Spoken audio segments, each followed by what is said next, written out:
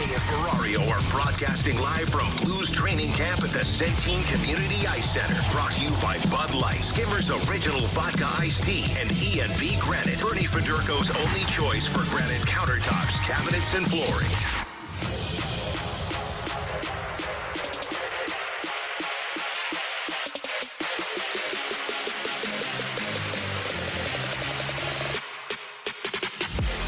Alongside Alex Ferrario and Tanner Hendrickson, I am Brandon Kiley. We are broadcasting live at the E&B Granite Studios out at the Centene Community Ice Center, and we're starting out the show a little different today. We have Dylan Holloway joining us in studio. It was Blues Media Day earlier today. He did all of his obligations there. Now he's sticking around with us. Dylan, how's it going, man? It's going good. Yeah, I'm excited for camp. Thanks for having me on. He didn't expect live radio in the middle of content day. He's like, content day, I show up, I do a couple things, get out of there. Nope, live radio for you, Dylan. Dylan, let's get the obvious out of the way first. Your season ended prematurely last year with the injury. For anybody that hasn't heard your update, how are you feeling? How did the rehab process go this offseason? Yeah, I'm feeling 100% right now. Rehab went really well. It actually went a little bit quicker than we thought, which was great. So I was able to get back at it and training and skating at 100%. Way faster than we thought. But yeah, right now I feel 100%. Haven't thought about the injury in a long time. Were you, not to hone in on it, but were you surprised at like what happened in the injury that took place? Because I remember that game. I feel like we were talking about on the broadcast, like we don't know where it happened. It was just one scrum and then he was gone. Yeah, I know for sure. It was, to have the extent of that injury, off like the tiny hit that it was like pretty shocking. And, the amount of pain and like rehab that I had to go through with after was pretty insane. It was kind of like a fluky thing, just kind of a stroke of bad luck, but I'm just fortunate that I feel good now. And I'm ready for camp. For any of our listeners that didn't hear you explain the injury process, the way that I heard you describe it, you tore the oblique off of the bone. Like what, explain to us what that felt like at the time, and then how the process goes for you to find out exactly what had happened, and what was your reaction when you heard about it? So what happened was the internal and external oblique, they attach onto your hip bone, and the hit must have just got me perfectly, and it severed off, and then it ended up retracting up into my abdomen. So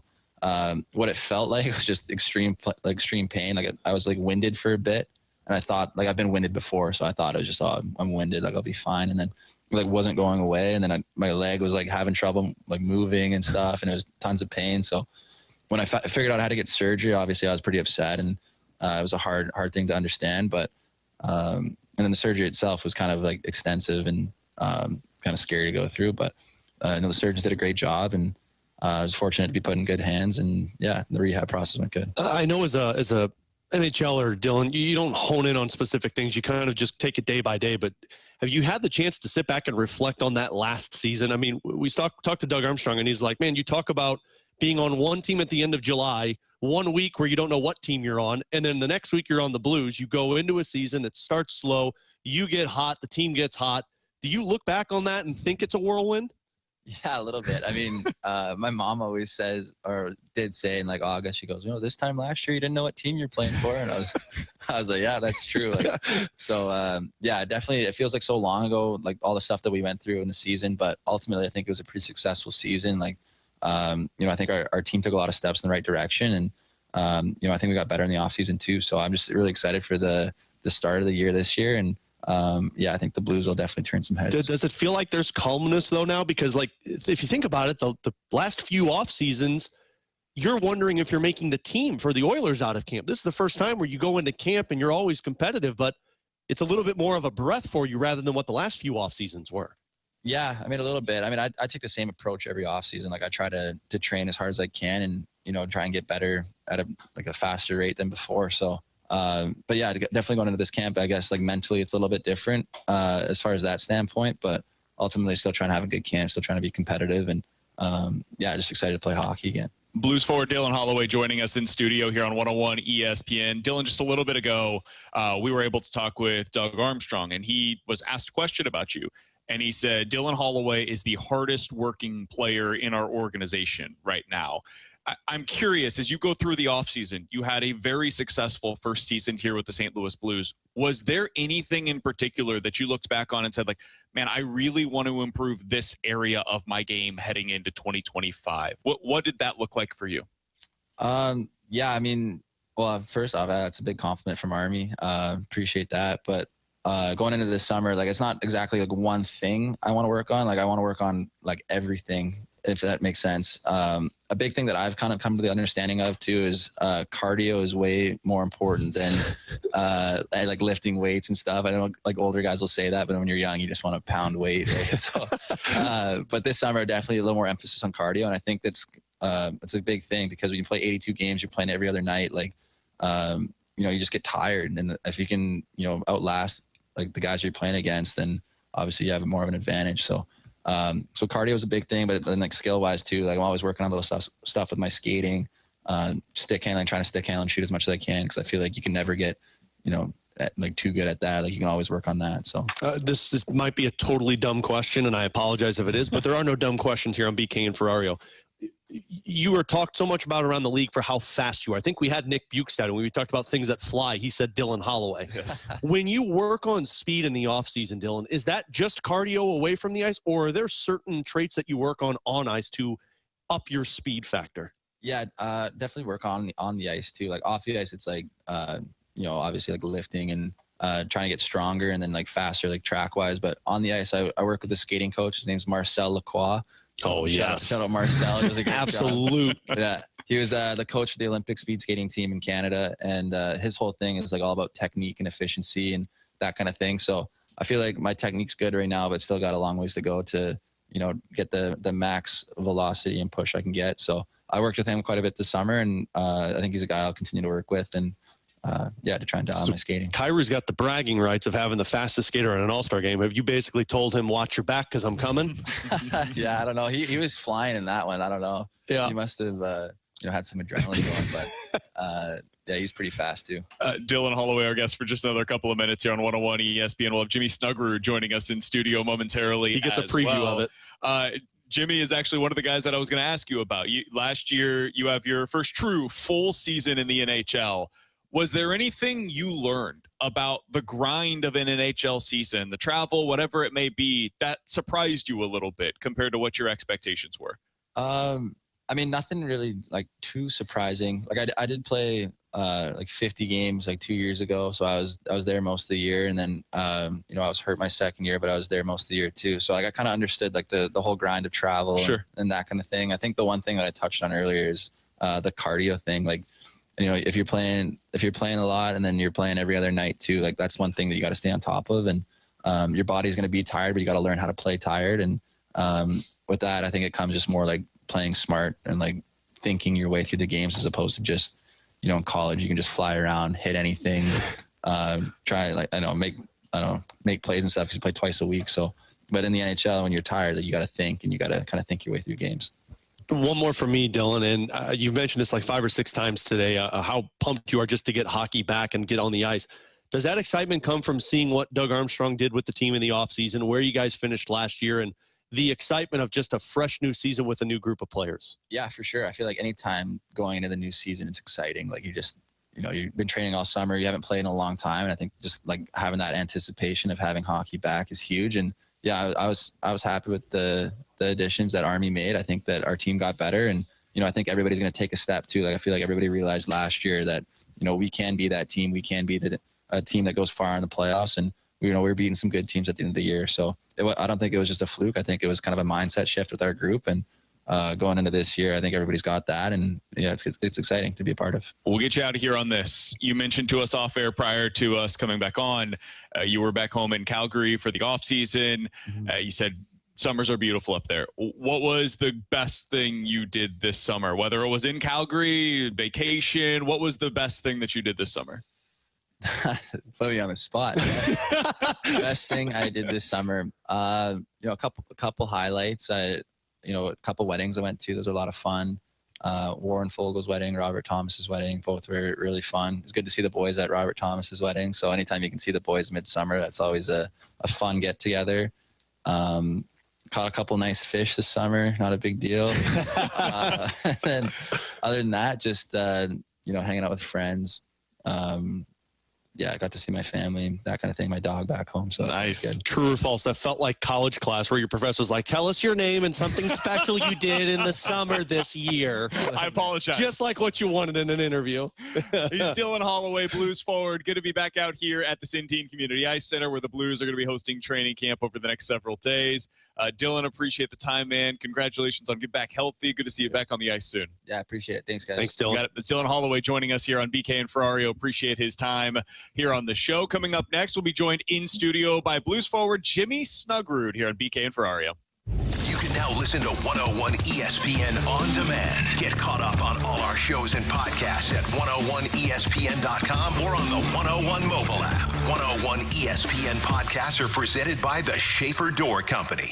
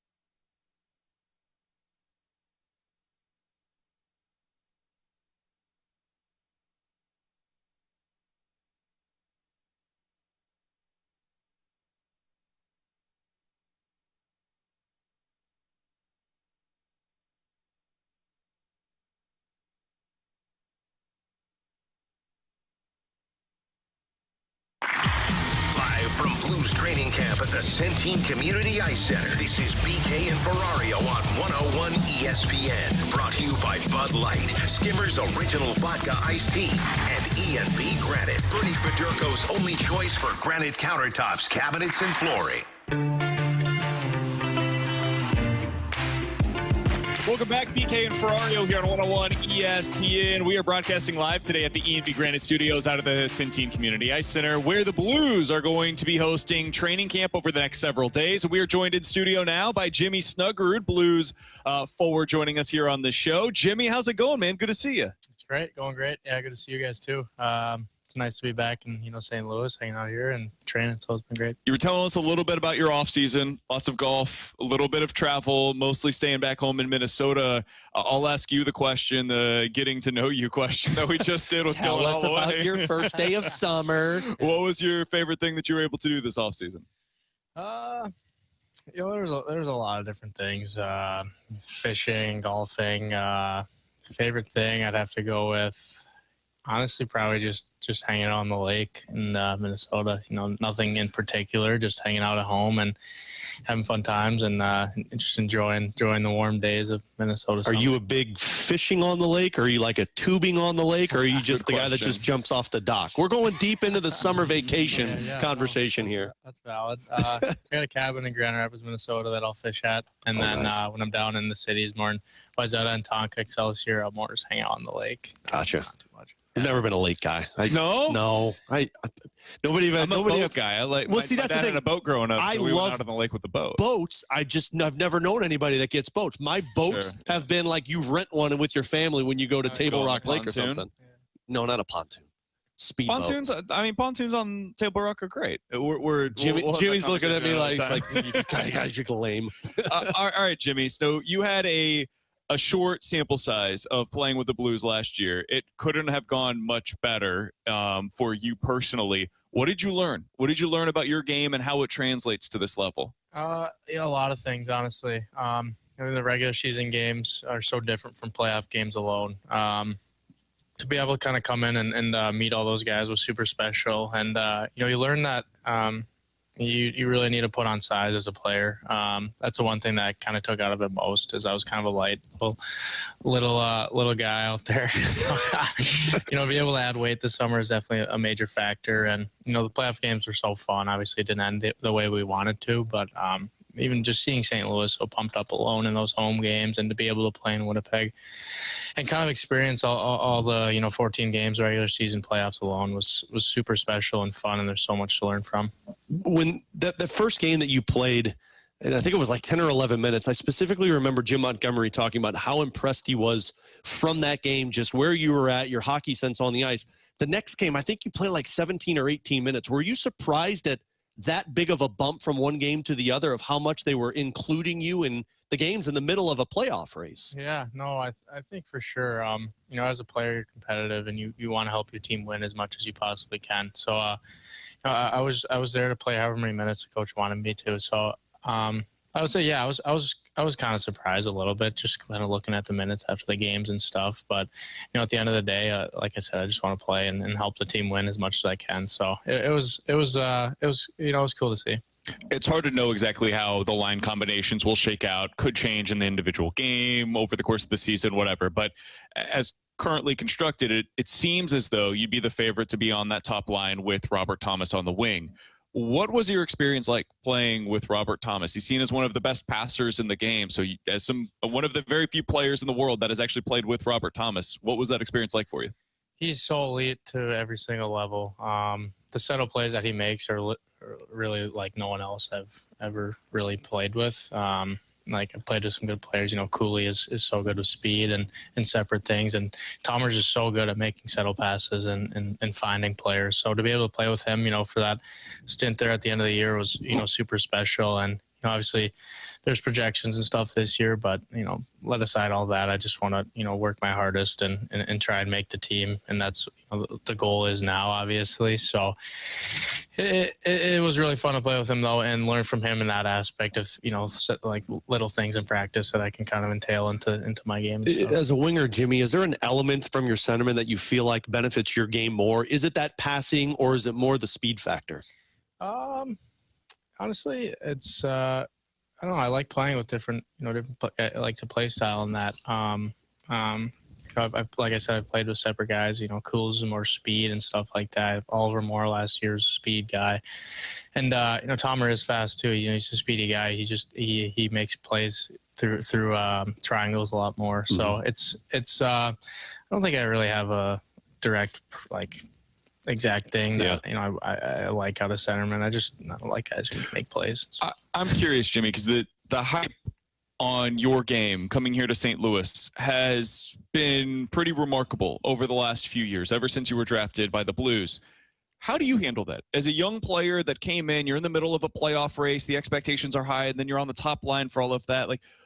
Now you hear all of the things in the offseason, expectations go. How do you handle that? How do you internalize that as a player? I try to stay away from the noise as much as you possibly can, honestly. As a player, what you're good at and what you need to work on and things in that entail. And like I said, there's so many good players in this league. So like I said, there's projections and stuff, there's pressure. And I think it's all about just, knowing it's a long season and you're going to have a lot of chances and opportunities. So obviously you want to bring your best to the table every single night. And the goal is to win win as many games as you possibly can. And that's, like I said, what I want to do. But, just kind of slide away from the pressure and it's you can just enjoy the moment as much as you possibly can, and not think too much on hockey as a game in one. Don't have too many highs and too many lows. Just kind of stay consistent, stay parallel. Jimmy, I want to go back to you talking about, adding strength, learning that from the NHL. When you go into the offseason, is that a main focus for you of, hey, I want to put on a little strength? And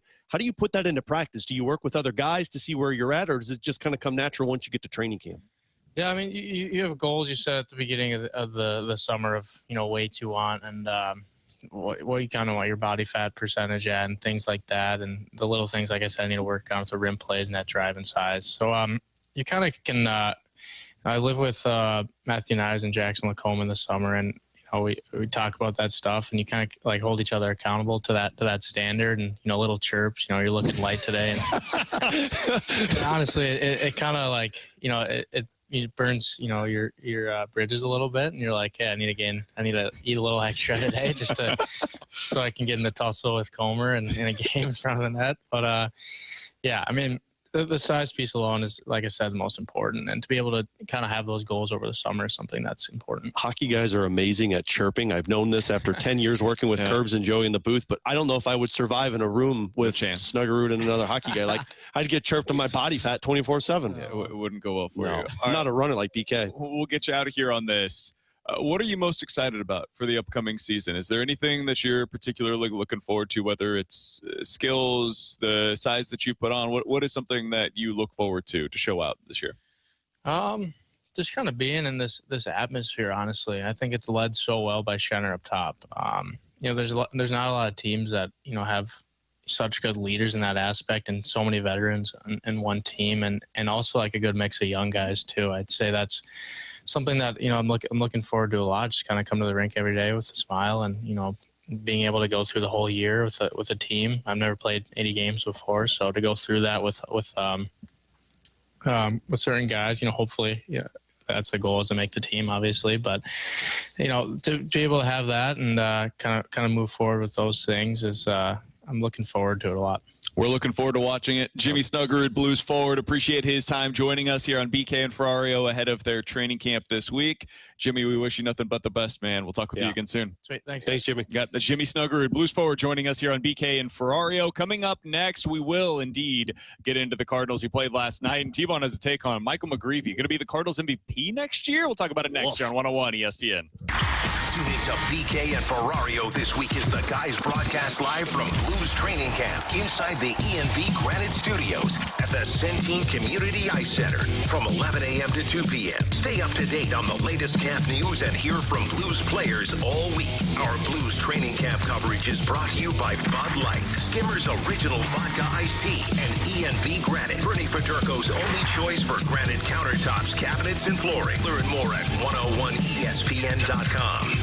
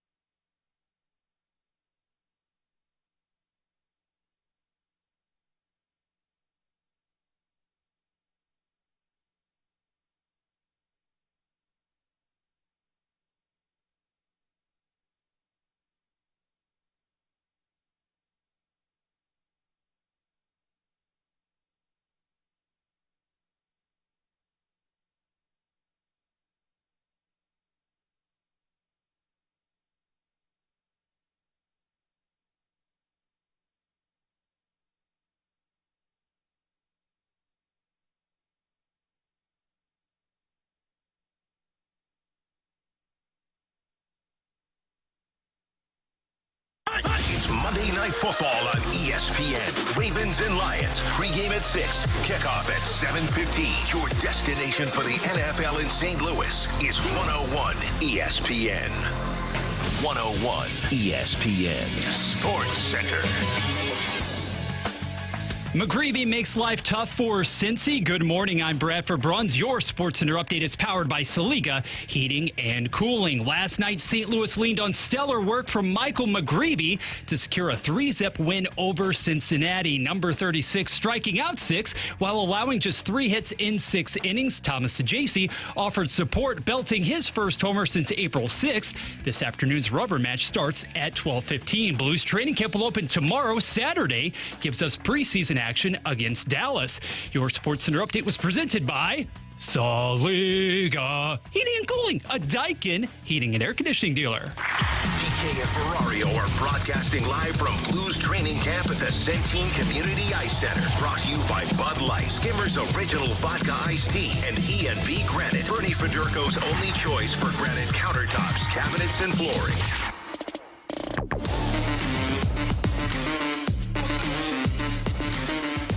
Alongside Alex and T-Bone on BK. Getting used to the whole I have to turn the mics thing on.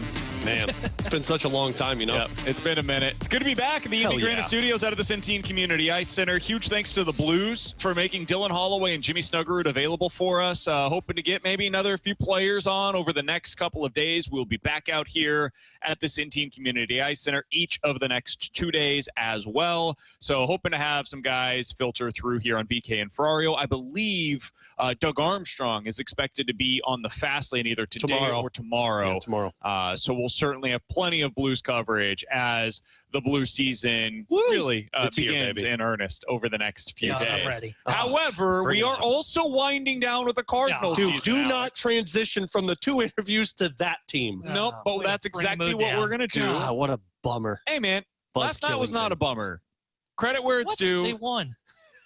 That's why it wasn't a bummer. No, know, it's a bummer. This team needs better draft selection. It's good to see them still have some quality performances, and last night they got one. Michael McGreevy was very good for the Cardinals last night. 7 innings, 3 hits, did not allow a run. They got to go to their guys in the back end of the bullpen that they trust with Jojo Romero and Riley O'Brien, who has been absolutely lights out since they traded Ryan Helsley at the deadline.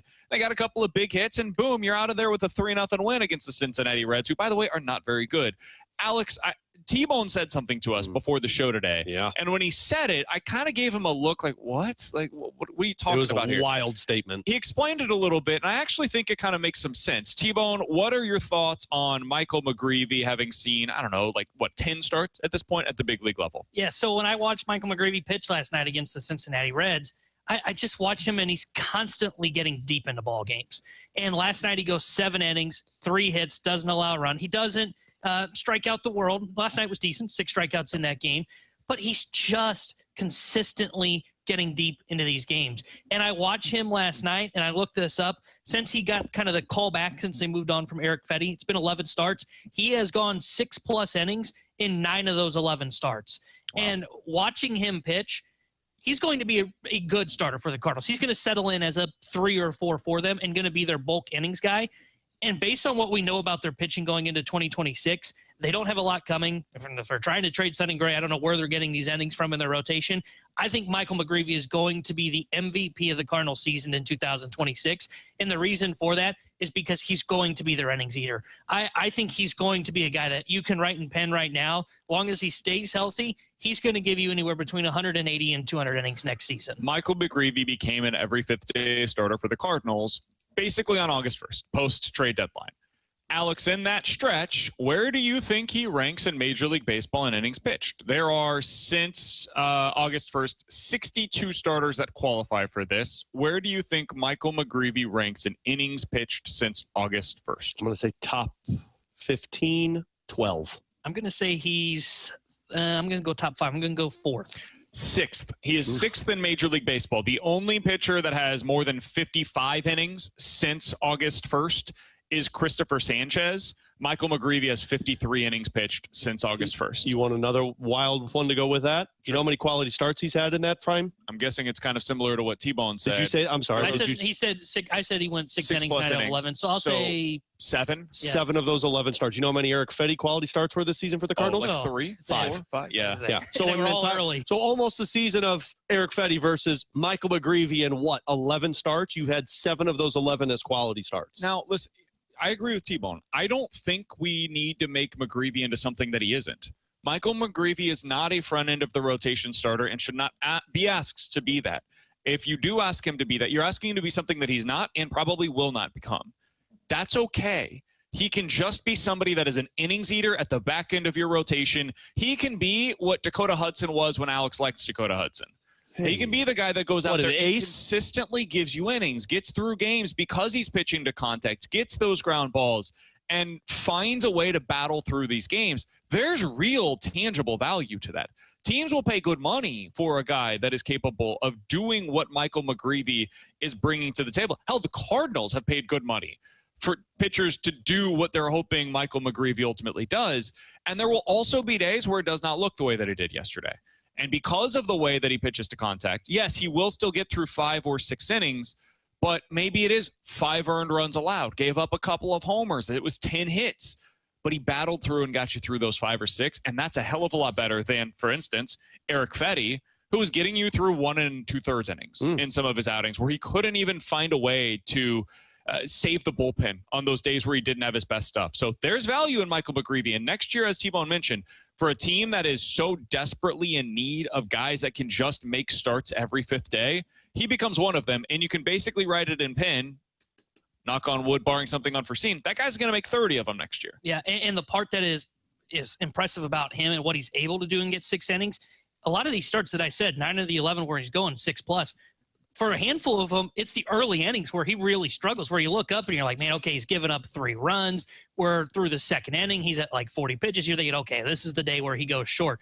And for the most part, that hasn't happened. He's able to settle in. He's able to get efficient innings to work through. And even on days when he doesn't have his stuff, he's still eating 6 innings for you, unlike Matthew Liberatore right now. When he doesn't have his best stuff, his last start, he was really good, right? He's able to eat up some innings for you. But when he doesn't have his best stuff, Cardinals are potentially going to the bullpen in the 4th or 5th inning. Palante's that way too. Palante's the exact same way. So McGreevy's one of those guys that when he doesn't have the right kind of feel for the pitches, he'll kind of work his way through. He's still able to find a way to get you 6. It's almost a given, right? I see McGreevy on the mound and I go, okay, well, at least I'm going to see him go 6 innings. He could give up 0. He could give up 5, but he's going to do what the starter's job is, which is he's going to eat up innings. How many of those guys do you think you need in a rotation if you're a competitive team?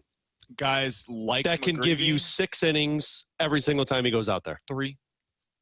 I think if you got 3 of them, you feel pretty good. So that's the benefit of this team. Again, this is not the hope that makes you believe they're going to fix this thing in a couple of years, but it's the hope and the factor of, hey, we've got a guy who's cheap, who's young, who already is able to do this. And as the seasons go on and the growth develops, now you've got a guy who can be effective as just an innings eater, who could be a back-end starter of the rotation. Starts by Michael McGreevy since becoming a pro. In 2022, he had 28 of them. In 2023, he had 27. In 2024, last year, he had 31. So far this season, he's made 30. That is the kind of consistency that is really hard to find in Major League Baseball these days, especially from a young starting pitcher that is cost controlled. Now, fingers crossed, say your prayers, do whatever you got to do, like do the rain dance, whatever works for you. But that doesn't always signify that it is going to continue that way, right? Even the guys that have had some of the best health in the world, weird stuff can happen to your elbow on any given day. But for Michael McGreevy, that is the value of him, is that so far he has been incredibly stable. Another guy that's been a stable part of the lineup lately is Thomas Ajayci. I said this a few weeks ago where it just felt like something clicked for Ajayci. You'd watch the games, and in particular, you'd see the athleticism that started to shine through defensively and on the base paths. And basically since that time, Alex, he looks like the player that we all hoped he would become. There's very little pop in the bat right now. Last night, of course, notwithstanding. But in his last 35 games, he's batting .290. He has 7 doubles and 1 home run. That doubles pace is pretty nice. That's a 32 double pace over the course of a season. He's also been on pace over that stretch for 15 stolen bases over the course of a full season.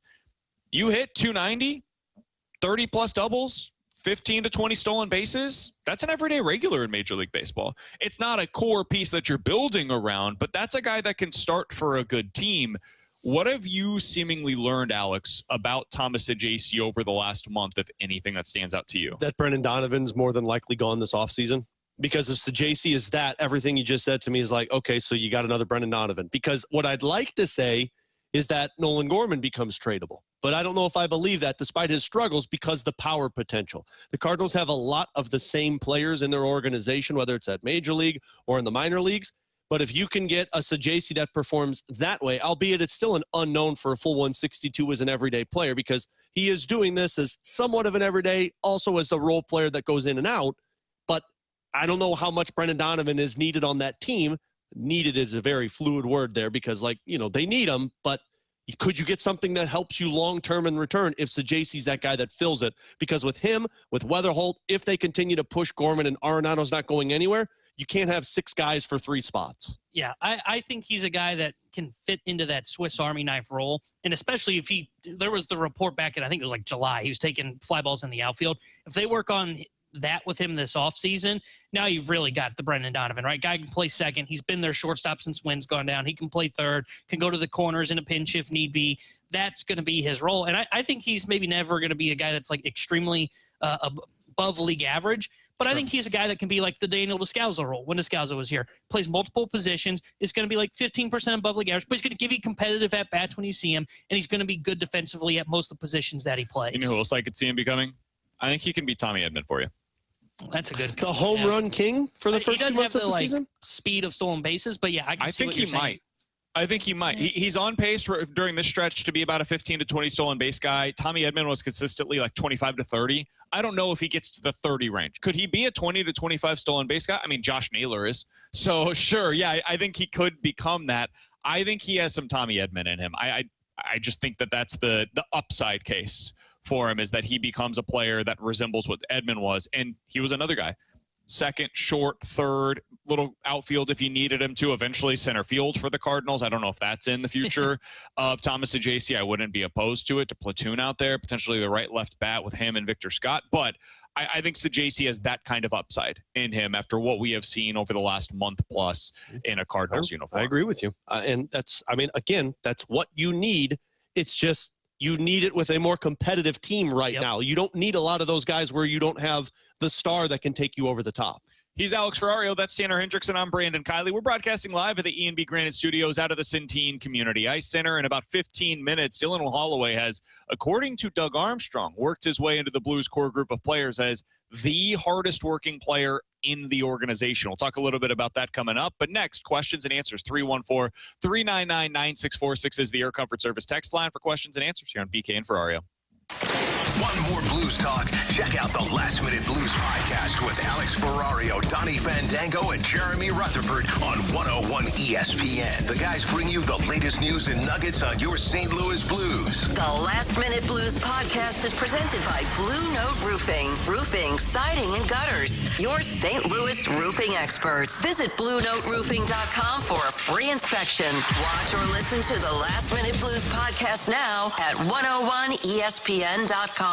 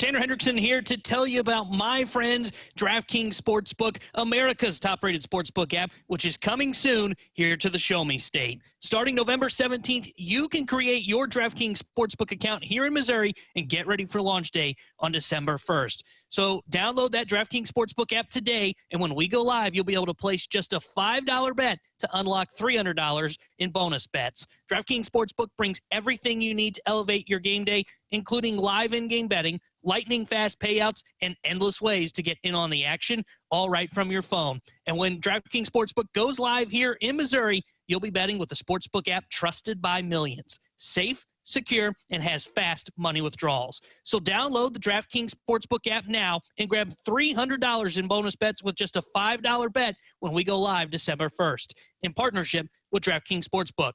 Gambling problem? Call 1-800-GAMBLER21+. Physically present in Missouri. Eligibility restrictions apply. Bonus bets expire 7 days after issuance.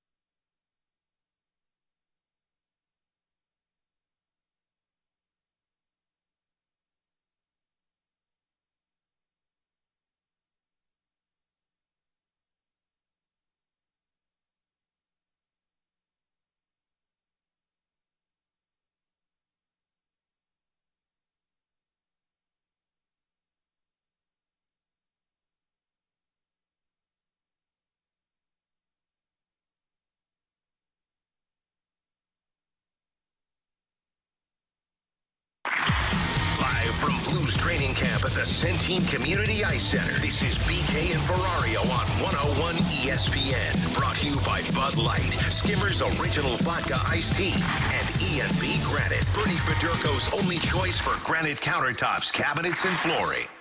You've got questions, we may have the answers. Maybe. It's BK and Ferrario's Questions and Answers on 101 ESPN.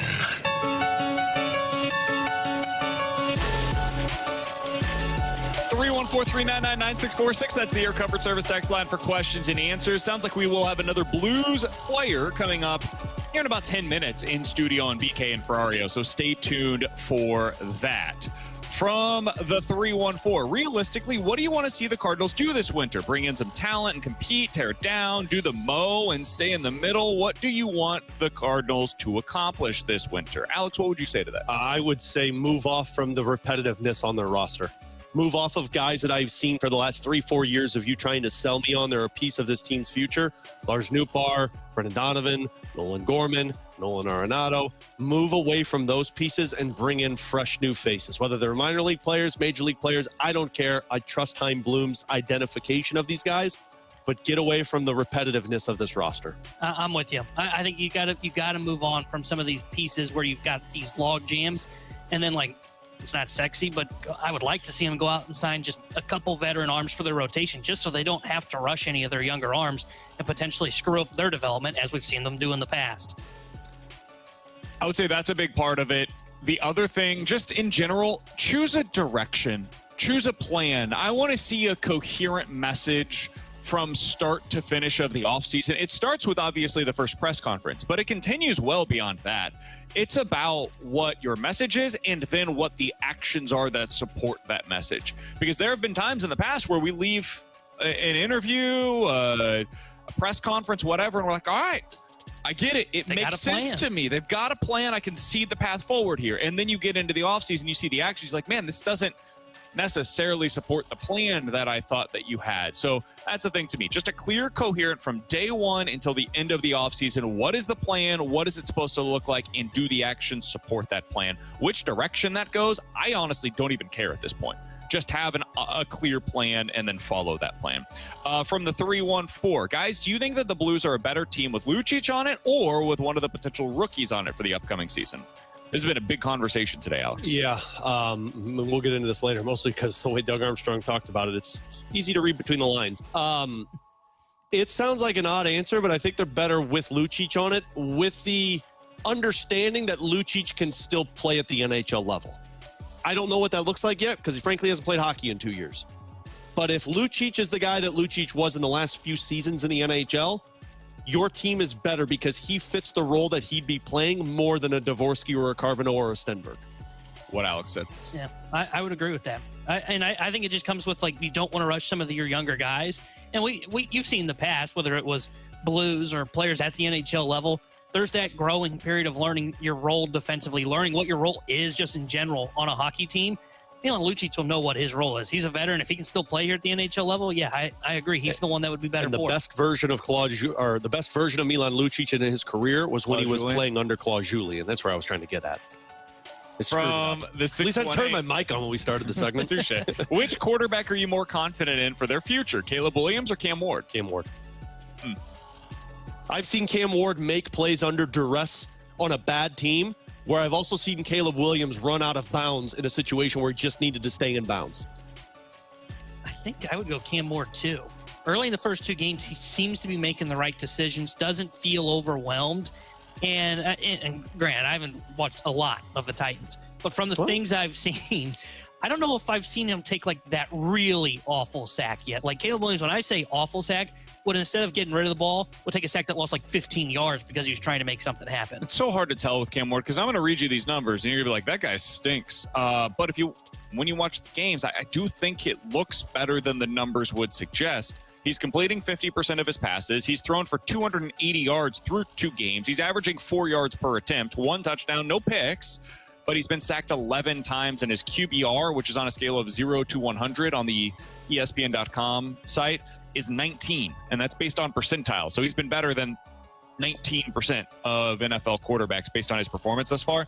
Again, I don't think that's representative of his performance, but if you saw something similar from Caleb Williams, we'd be crushing him. We're not doing that yet with Cam Ward because it's still so early. I would go Caleb Williams just because I think I know more about it, what the pluses and the minuses are there. I have no idea if Cam Ward's an NFL quarterback. I honestly can't say thus far. Here's the part. I have been impressed, though. Here's the part. There was one play last week that I was really impressed by with Cam Ward where he was like running out of pocket in danger, and he did a cross-body throw that went right into the receiver's hands. The difference is I've seen Caleb Williams with legit weapons around him, and now I've seen him with a really smart offensive mind, and he still doesn't look good. I've also seen Cam Ward on a really bad Titans team that I don't think they have a good head coach or a receiver. So if you gave Cam Ward, Caleb Williams situation, would Cam Ward look a little bit better? And I would say yes, because I've seen Caleb Williams look bad in 2 different systems. All right, last thing here from the 314. BK, which of Mizzou's unranked opponents scares you the most this year? South Carolina, Mississippi State, Arkansas, or UMass? UMass. I would probably go Arkansas because it's on the road and because their offense is very good. Whereas those other games are at home and one of them's UMass. So I would go Arkansas because it is on the road. And Arkansas is a little bit of a rivalry, too, for Mizzou. Yeah, kind of. Whoa, okay, sorry. Technically, it's listed as one. I think there is a trophy. You know what? I believe you guys. It's a huge sorry that I'm passionate about the Tigers rivalry. You know, there was some overcompensating that took place with the trophy. Overcompensating. It's very large. I think I agree with BK. Whoa. And Mississippi State does have a big win. Like, they took down Arizona State at home. I think that told us more about Arizona State than it did about Mississippi State. They look feisty. I'll give them credit. Mississippi State's look like they're no cupcake like they were last year. But Arkansas, man, their quarterback looks like he can play. I think I'm with BK. I think it'd be Arkansas would be my biggest fear. Alongside Alex and T-Bone, I'm BK. My understanding is that we're expecting to have another player in studio with us coming up on the other side. So we will talk more Blues coming up next here on BK and Ferrario. TMA welcomes the return of the Lemmings Open, Friday, October 3rd at Oak Valley Golf Course and Resort. Brought to you by Michelob Ultra, Superior Light Beer. Get your foursome together to join Tim, Martin, Doug, and Jackson for a day out on the course, including complimentary breakfast from Donut Drive-In, lunch from Lion's Choice, and after party with food from Small Sliders, all your Michelob Ultra beer and seltzers and more. Tickets are on sale now with a portion of the proceeds benefiting Birdies for Bipolar. Find all the Lemmings Open info now at 101ESPN.com.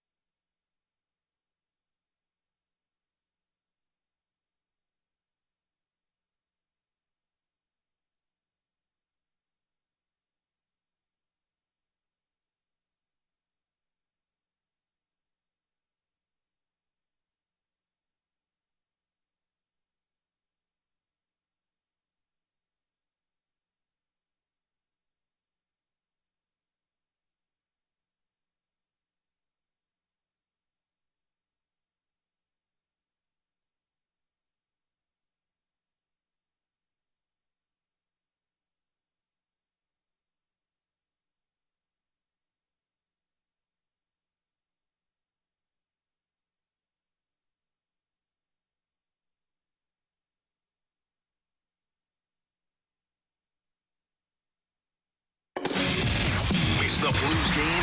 Want to hear the highlights? Need player reaction? Want more analysis and opinion?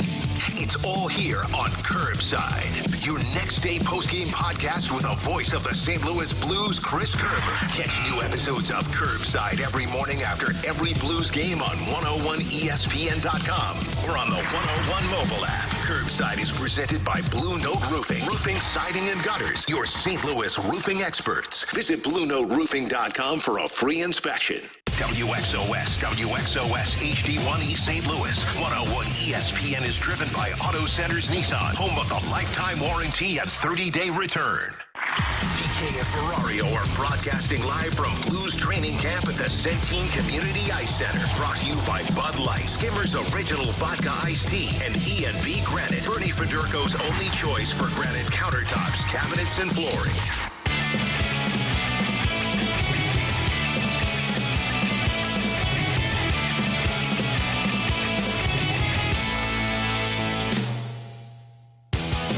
With Alex and T-Bone on BK, some news to pass along. This comes from the St. Louis Blues team website. Blues president of hockey operations Doug Armstrong announced today that the Blues have signed forward Nathan Walker to a 2-year contract extension worth $1.775 million. That's an $887 AAV. Walker's 31 years old. He played in 73 games with the Blues last year, setting a new career high with 16 points, which included 8 goals and leading the team with 63 penalty minutes and 281 points. Hits, rather. 281 points would be 281 points? Alex, hell yes. You love seeing good things happen to good people. This is what I said to you off air. Nathan Walker's one of those guys that I just root for. Yeah. Early on in his career, I always felt like the Blues were doing this thing where they'd get him in and out of the lineup, in and out of the lineup. They would want somebody that brings more size to the lineup, and then it would always come back to, yeah, actually our fourth line's just better when Nathan Walker's out there. He might not be the biggest guy in the world, but as I just mentioned, he led the team last year with either 281 hits or points. I'm still trying to figure it out. That is exactly what you need out of your fourth line. He is, despite, again, his stature, an identity player for the St. Louis Blues. So a nice 2-year deal for Nathan Walker. We're anticipating he's going to join us to discuss the news here in just a little bit. Your initial reaction, Alex? That the Blues just locked in one of the anchors to their fourth line, their identity line moving forward. And to me, it was a big question that I had going into the training camp, into the season of, look, that Faksa, Toropchenko, and Walker line, Jim Montgomery credited last year saying, like, the rest of the team took their identity in the second half of the season. Faksa was a decent loss for this team. But you add in a Bukestad, you still have a Sundqvist. You've got the center depth, to Doug Armstrong's point. But, I mean, you need a guy that's kind of a heartbeat player. And that's what Nathan Walker has been for the last 4 years prior to last season. And I guess even last season, because at times he was in and out of the lineup. I feel like Curbs, Joey, and I would be having conversations on a pregame show of, how is this guy still not with the team? You'd see him play 4 years ago. He played 30 games and played in the playoffs with the team. But he played more games in the AHL. You're like, what's going on here? The following year, he played 56 games for the team, but still was in and out of the lineup. And then last year, he was in and out of the lineup. So it's good to see for Nathan Walker because he's just the guy that every one of those players loves to be around.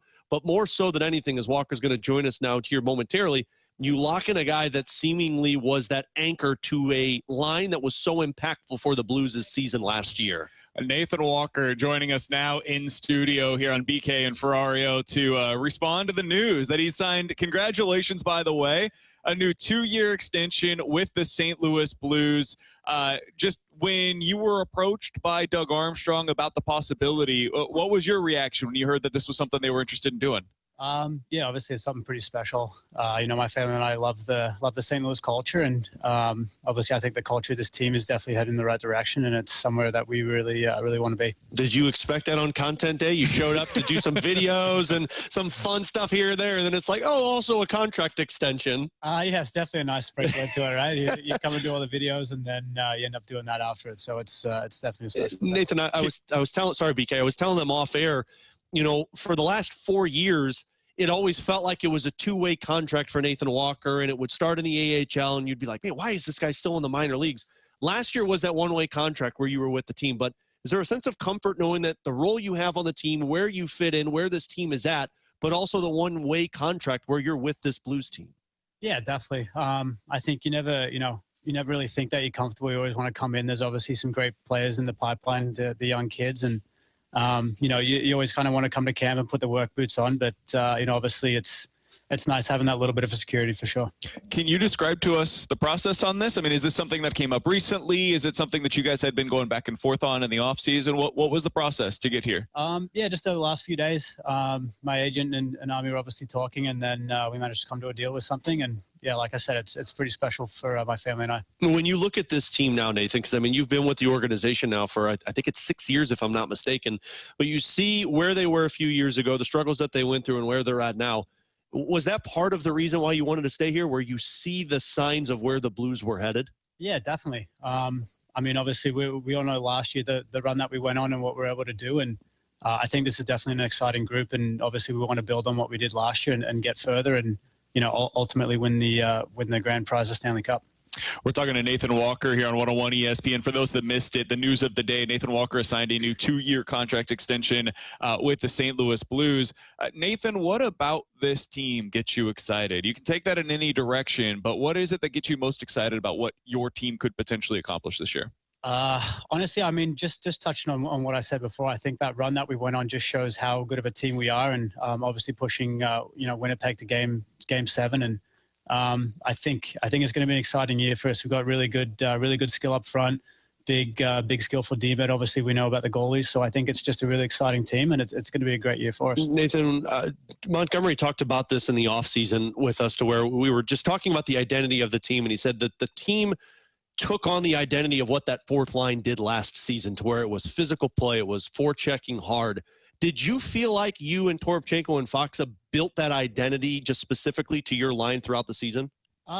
Yeah, obviously I'd like to think so, but I think it's, it is a 23-man roster, and I think everyone had their role to play. And, as a fourth line, you want to try and create that energy and get on the forecheck and, kind of sway momentum, if you will. And, I thought in that run that we did that. And, I think we all bought into what Monty kind of brought to us as well. And I think that, obviously this year we can just take that next step. You mentioned Monty there. You've played for a number of coaches here in St. Louis. What was it that was unique about what Jim Montgomery brings to the table? He's just highly detailed.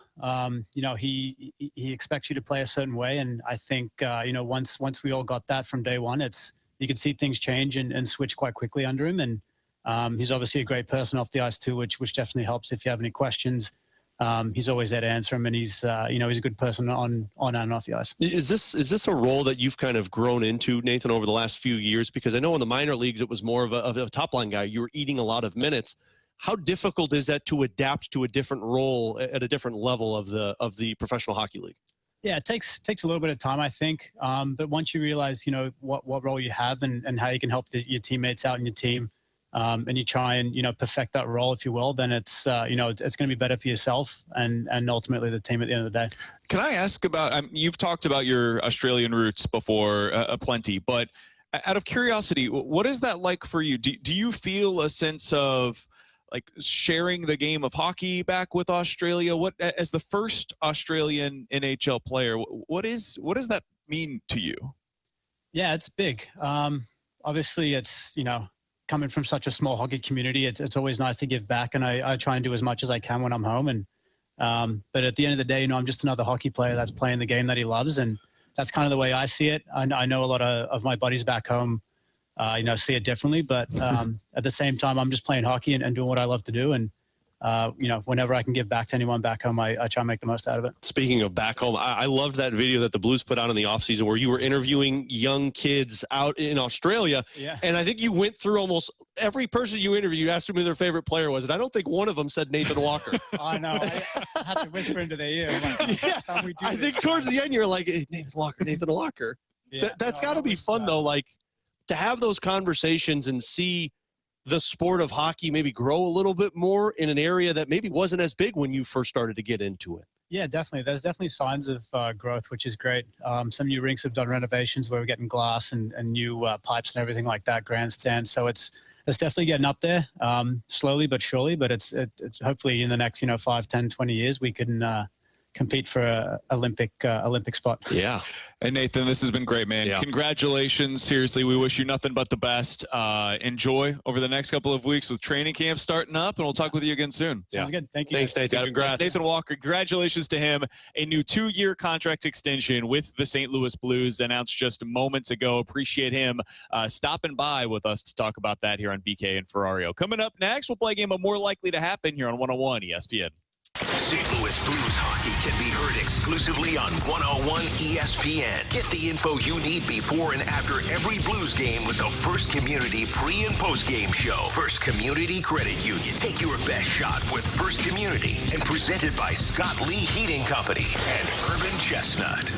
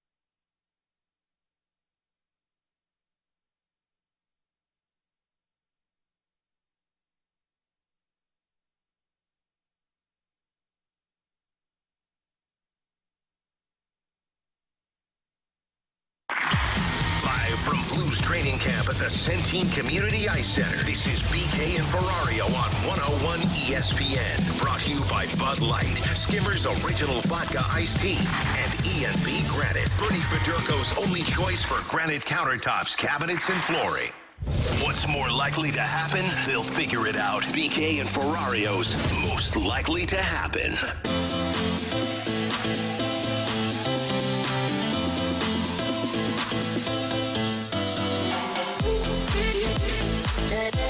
314-399-9646 is the Your Comfort Service text line for More Likely to Happen. You guys give us 2 scenarios. We will tell you which one is more likely. All right, Alex, let's start out with this one for you today.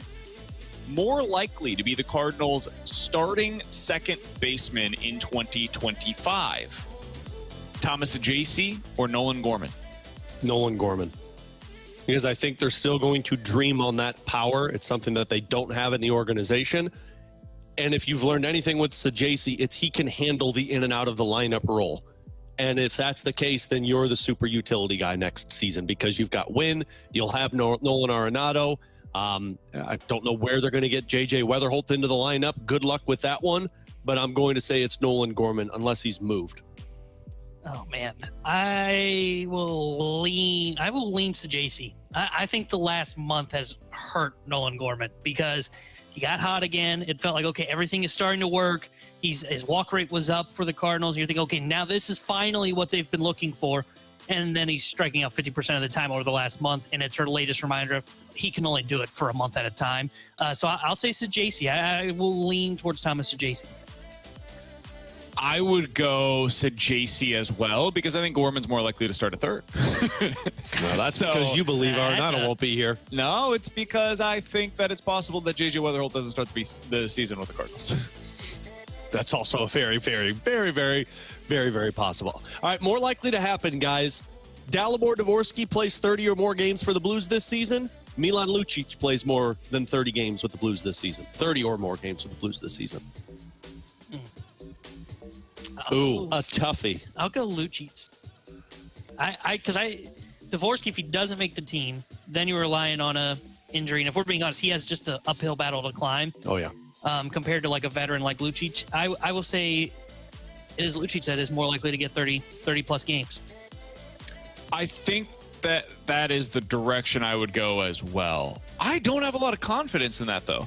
The tough part for Dvorsky is, like, what is the path for him to play 30 or more games? Lucic, it's easier. Lucic is like, all right, man, if he can move at all, if he's not a statue out there. You can skate with anybody. He could play 30 games. I mean, you basically would replace what we currently think of the role for Oscar Sundqvist with Lucic, or you literally platoon those two guys. They split the games. Lucic is getting older. Sonny is getting a little older now as well, and his body might not hold up over 80 games. How dare you? So, yeah, if I could get 40 out of each of them, that doesn't sound like a bad idea. Yeah, I would go Lucic there. Yeah, I think it's obvious. I think it's Lucic. If he makes this roster, the Blues have a lot of guys who can play the third line role. The Blues don't have a lot of guys who could play the fourth line role. And that's where I feel like the opening is for him to take that spot and stay in the lineup. So it's Lucic. Guys, more likely to happen. Robert Thomas gets to 100 points this season, or Colton Parayko has a new career high in points at 40. Oh, Colton Parayko, new career high in 40. I agree. I think he's got a partner with him that will help him generate offense, and I think he's got a coach that will instill that in him. Hey, take chances. Go out there and produce more points. What was he at a year ago? 36. Yeah. And that was a career high. And that was without that injury. If he wouldn't have gone down, he would have been 40 plus. With Cam Fowler, the numbers went through the roof. So, yeah, I would go Parayko. And it wouldn't surprise me if they, at times, try and use him more on the power play, too. So I think it's easy 40-plus points for Parayko. Yeah, I agree with you guys. I think all the conversation we had yesterday about Robert Thomas getting to 100 points, there's just so many different factors that have to play into that. Parayko Fowler, that combination was elite in the second half of the season. So I agree. It's probably Colton Parayko. 314-399-9646 is the Air Comfort Service text line for more likely to happen. You guys give us two scenarios. We'll tell you which one is more likely. Let's get to this one from the 314. Alex, more likely Texier and Joseph both make the team, or both of them are either waived or traded as the final roster cuts? Both of them are either waived or traded as the roster cuts. Because I think Lucic might have a really strong possibility. We'll get to that in a little bit. And then on top of Lucic, you've already got Sundqvist, who's one of those guys would be your 12th forward. It's hard to imagine both of them going, because I think if you're the Blues, you'd want to keep one of them and probably Texier over Joseph. But if Dvorsky or Carbono or Stenberg impress to where they could be season call-ups at some point, I think it's more obvious that both of those guys, more likely that those guys wouldn't be on the roster. That's the direction I would go as well. I'm with you. I'm sweeping. Yeah. I don't think that Texier is going anywhere, by the way. After hearing Army talk today, I think Army would prefer to see him on this team. And honestly, I think it's much more likely that he is your starting third-line winger on opening night than him not being here. I think your 12th forward is Sundqvist, your 13th forward is Texier, and your 14th forward is Lucic. That's how I would imagine it right now. Bukestad's on the wing on that Bukestad's on the wing on the third line, or Bukestad's the center on the fourth line, and Texier's on the third line. They want to see what it looks like. Lucic can find his way in. Sundqvist is the one that's in the lineup. That's my current projection. I would say as of today, my projection would be Texier as the third line winger. Bukestad starts out on the fourth line. Sonny is your 13th forward, and then one of Lucic, Joseph, Dvorsky, all of those and other I think guys. Because of the salary, you can sneak Joseph through waivers and nobody would claim him. And then if you need him, you call him back up in the middle of the season. The other thing, and this is for somebody that knows far more about the cap implications than what I do, there is something about the way the Blues are using Torrey Krug's contract as LTIR. Yep. They need to be like right at the cap on opening night, so there might be some paper transactions that are involved in all of this, and that's, again, all way above my head. But there's where Ryan Miller that comes as into well. play. All right, from the 314, more likely to happen: the Chiefs miss the playoffs or the Bills win the Super Bowl? I think it's more likely the Bills win the Super Bowl. I do agree. not think the Chiefs are missing the playoffs. I 100% agree. I think I'm with you. Yeah. AFC's not good enough to kick the Chiefs out of the playoffs. And again, like, they're going to be better than when they get their wide receivers back, and they should be able to still, like, even if they start 2-4, they can go like 10-7 and make the playoffs in this version of the AFC. 314-399-9646 is the Air Comfort Service text line for more likely to happen. More likely to happen: the Blues make a conference final before the Cardinals make the playoffs? I'll say more likely that the Cardinals make the playoffs first. No, Blues make the conference final first.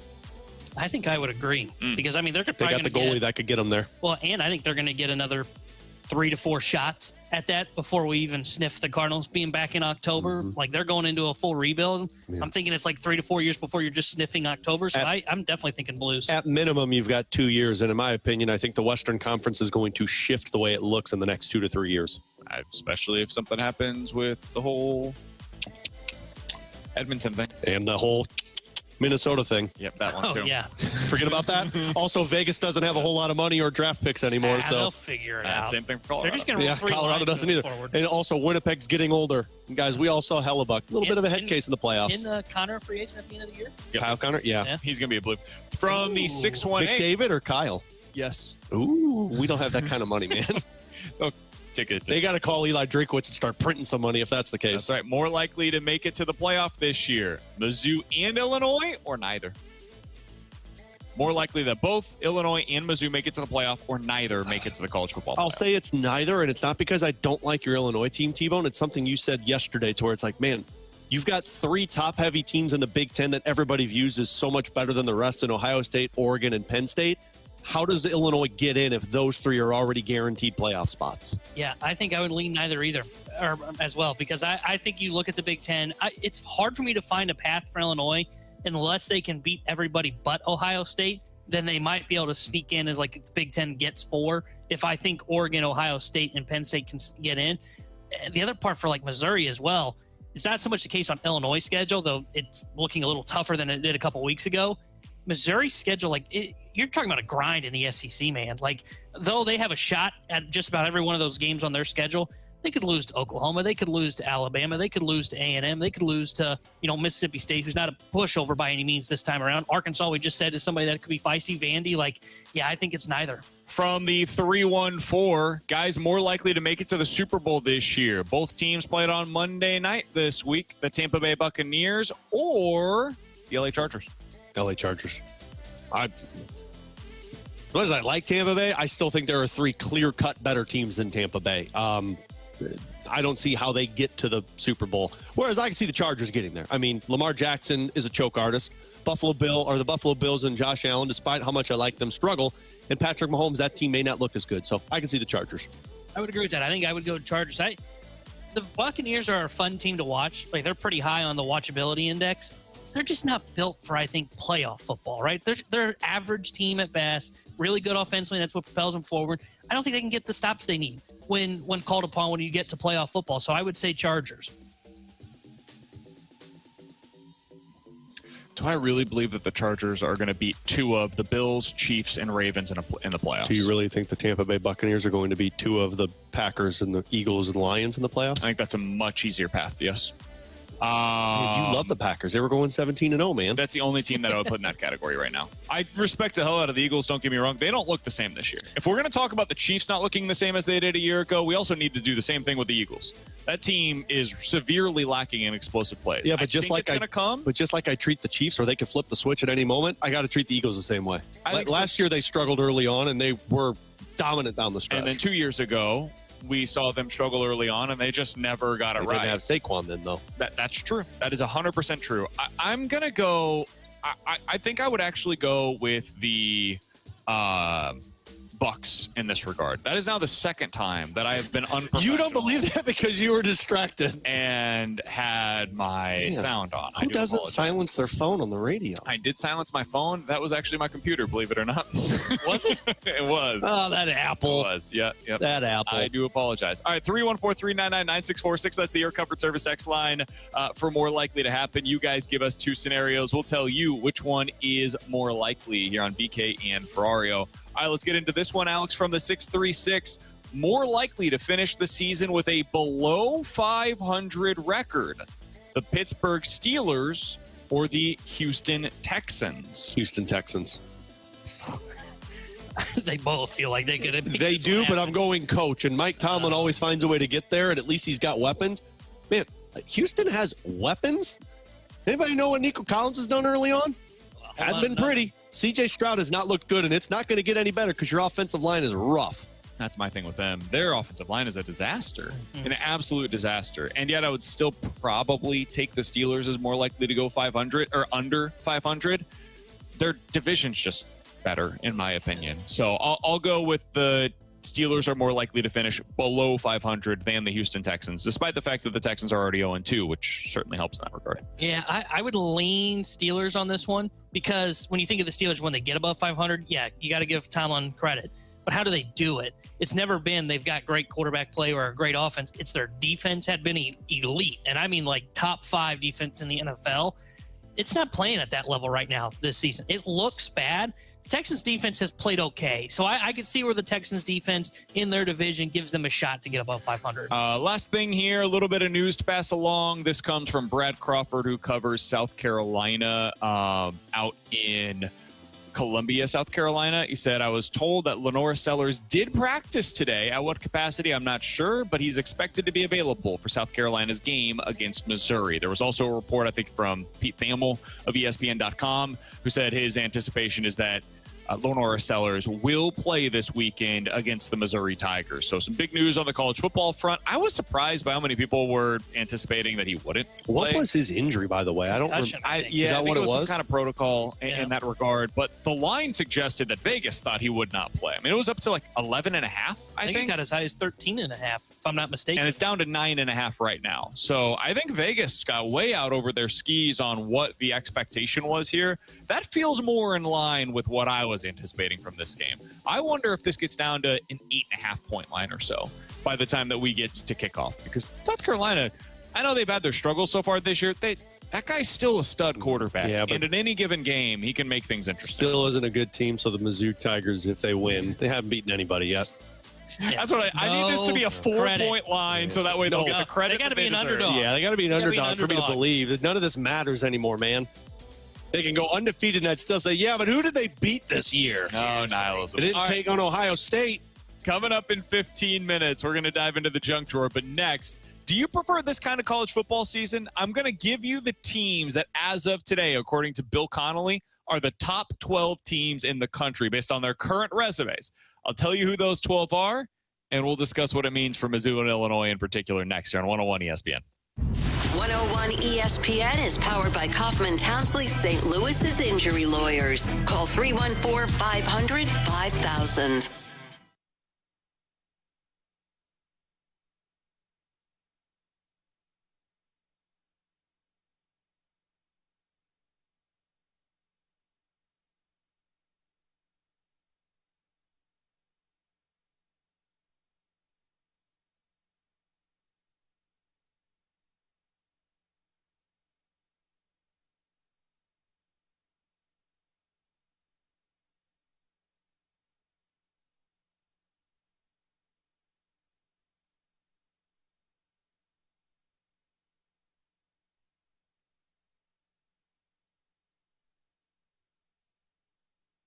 Alex Ferrario with you to tell you about my friends out at Classic Air Care, a company that has been making people comfortable since 1926, and a company that has been taking care of the Ferrario family since back in the 90s when my dad had the home that they live in today. And Classic Air Care has thrived for almost 100 years off of incredible customer service, knowledgeable technicians. You hear me talk all the time about the maintenance agreement, something that has maintained two very old units in the homes that I have lived in, but check out the over thousands of reviews that they have over on their Google Plus, a 5-star rating. This one from LJ. I called Classic Air Care for air duct cleaning. That's right. They do air duct cleaning too. The service I received from them was excellent. Technicians from Classic Air arrived promptly, did an amazing job cleaning our return air vents and main trunk lines, and then sprayed a sanitizing solution afterwards. I felt far better waking up to a dust-free home with clean air, no headaches, no sneezing, just clear, easy breathing. So use that company that's taking care of you and your family. That's Classic Air Care. Schedule online. Tell them Alex Ferrario sent you at Classic Air Care and ClassicAirCare.com.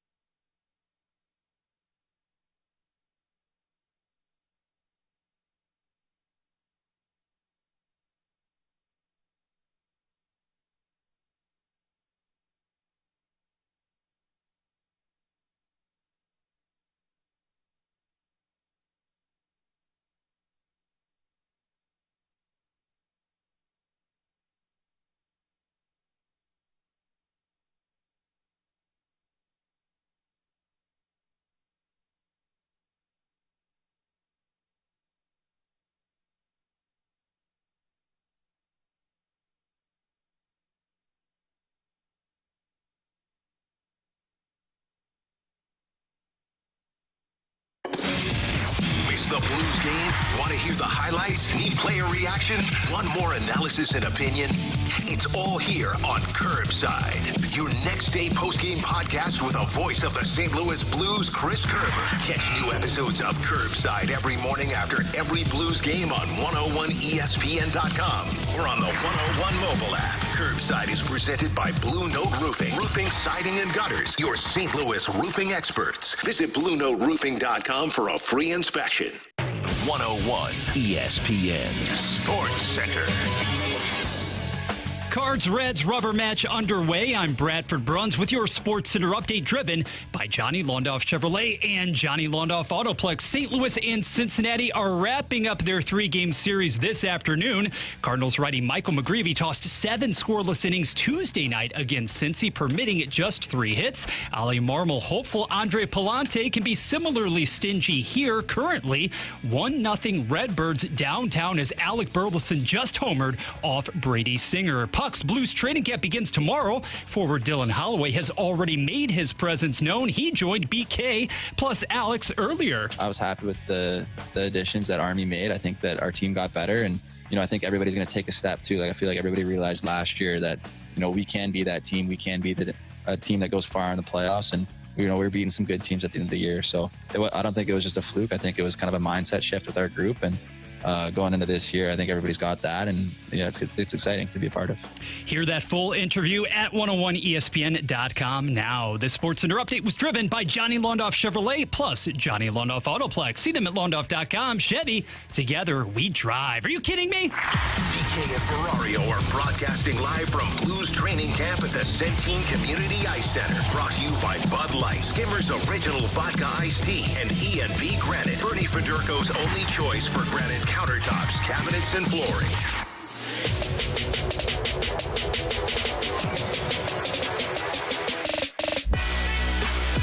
One side, Alex and T1 on BK. It's BK and Ferrario here on 101 ESPN. So, Alex, do you prefer college football this way? Because I'm about to read you off the list of teams, according to Bill Connolly of ESPN.com, that have the 12 best rankings based exclusively on how they have performed so far in the 2025 season. These are the 12. You ready? All right. Number 1, according to SP Plus, best team in the country based upon their 2025 performance and nothing else. Of course, Texas Tech. Number 2, Oregon. Number 3, Penn State. All right, those make some sense. Number 4, BYU. Oh. Number 5, T-Bone Squad is playing against Indiana this week, and Indiana is at number 5. Number 6 is USC. Number 7 is Washington. Number 8, Utah, and then from there, Mizzou, TCU, Oklahoma, Florida State, Illinois at 13, Nebraska, and yes, of course, at 15, as we all anticipated, Mississippi State. Oh, my gosh. What a list.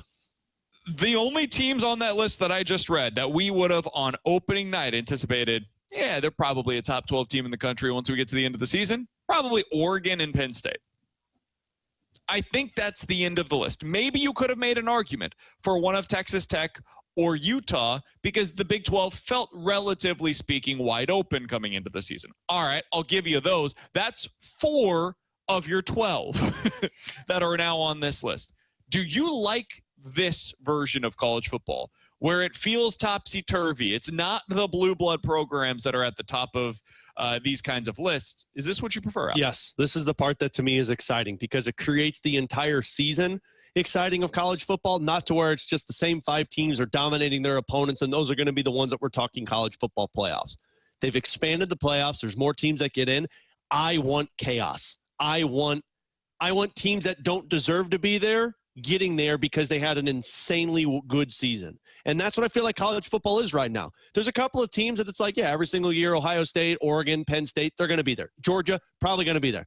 But now that we're talking about Mizzou, or you're talking about Illinois in the Big Ten, or you're talking about some of these other schools that should never be in this conversation, yeah, this is college football excitement. And I know it sucks because it's hard to measure how good this team is because the schedule's all wonky and the teams, there's no real dominant team. Don't care. Figure out the scheduling or figuring out the ranking and who gets in. I want this type of chaos in college football. Yeah, I agree. I like the fact that there isn't a dominant team in college football. And the reason I say that is because I feel like I can turn on an Ohio State game when they're not playing like Ohio, for example, and say, hey, they could lose today. Right? Like, when you think back to some of these teams that have been dominant, like when Georgia was in their run, when Alabama was in their run, you kind of kept an eye on the score of their game. And if it was close, maybe at halftime you turn it on and say, okay, I wonder if they're able to pull off this upset, and then Alabama would win. And you go, okay, and then it didn't happen. Now, like if Alabama has a big contest, like when they host Missouri, or when they come to Missouri, I look at that game and go, boy, I have to watch that because I think Missouri can beat Alabama. Same with Illinois when they host Ohio State. I wouldn't pick Illinois in the game, but I think they've got a legitimate chance to potentially beat Ohio State this year. I couldn't say that in years past. I would only turn on that game if I saw that it was close and we were getting late in it. I'd go take my attention elsewhere to another top 25 matchup because I knew there was no way that somebody was going to take down the number 1 team in the country. I like the fact that we've got chaos. I enjoy it. But it makes it harder to know who the good teams are. And what I mean by that is like, man, every given season, I could say Alabama is your benchmark. Georgia is your benchmark. Ohio State is your benchmark. I know these programs. I've seen these programs. I understand what to expect from these programs. And so therefore, when I see another team go up against them, I find out where they're at.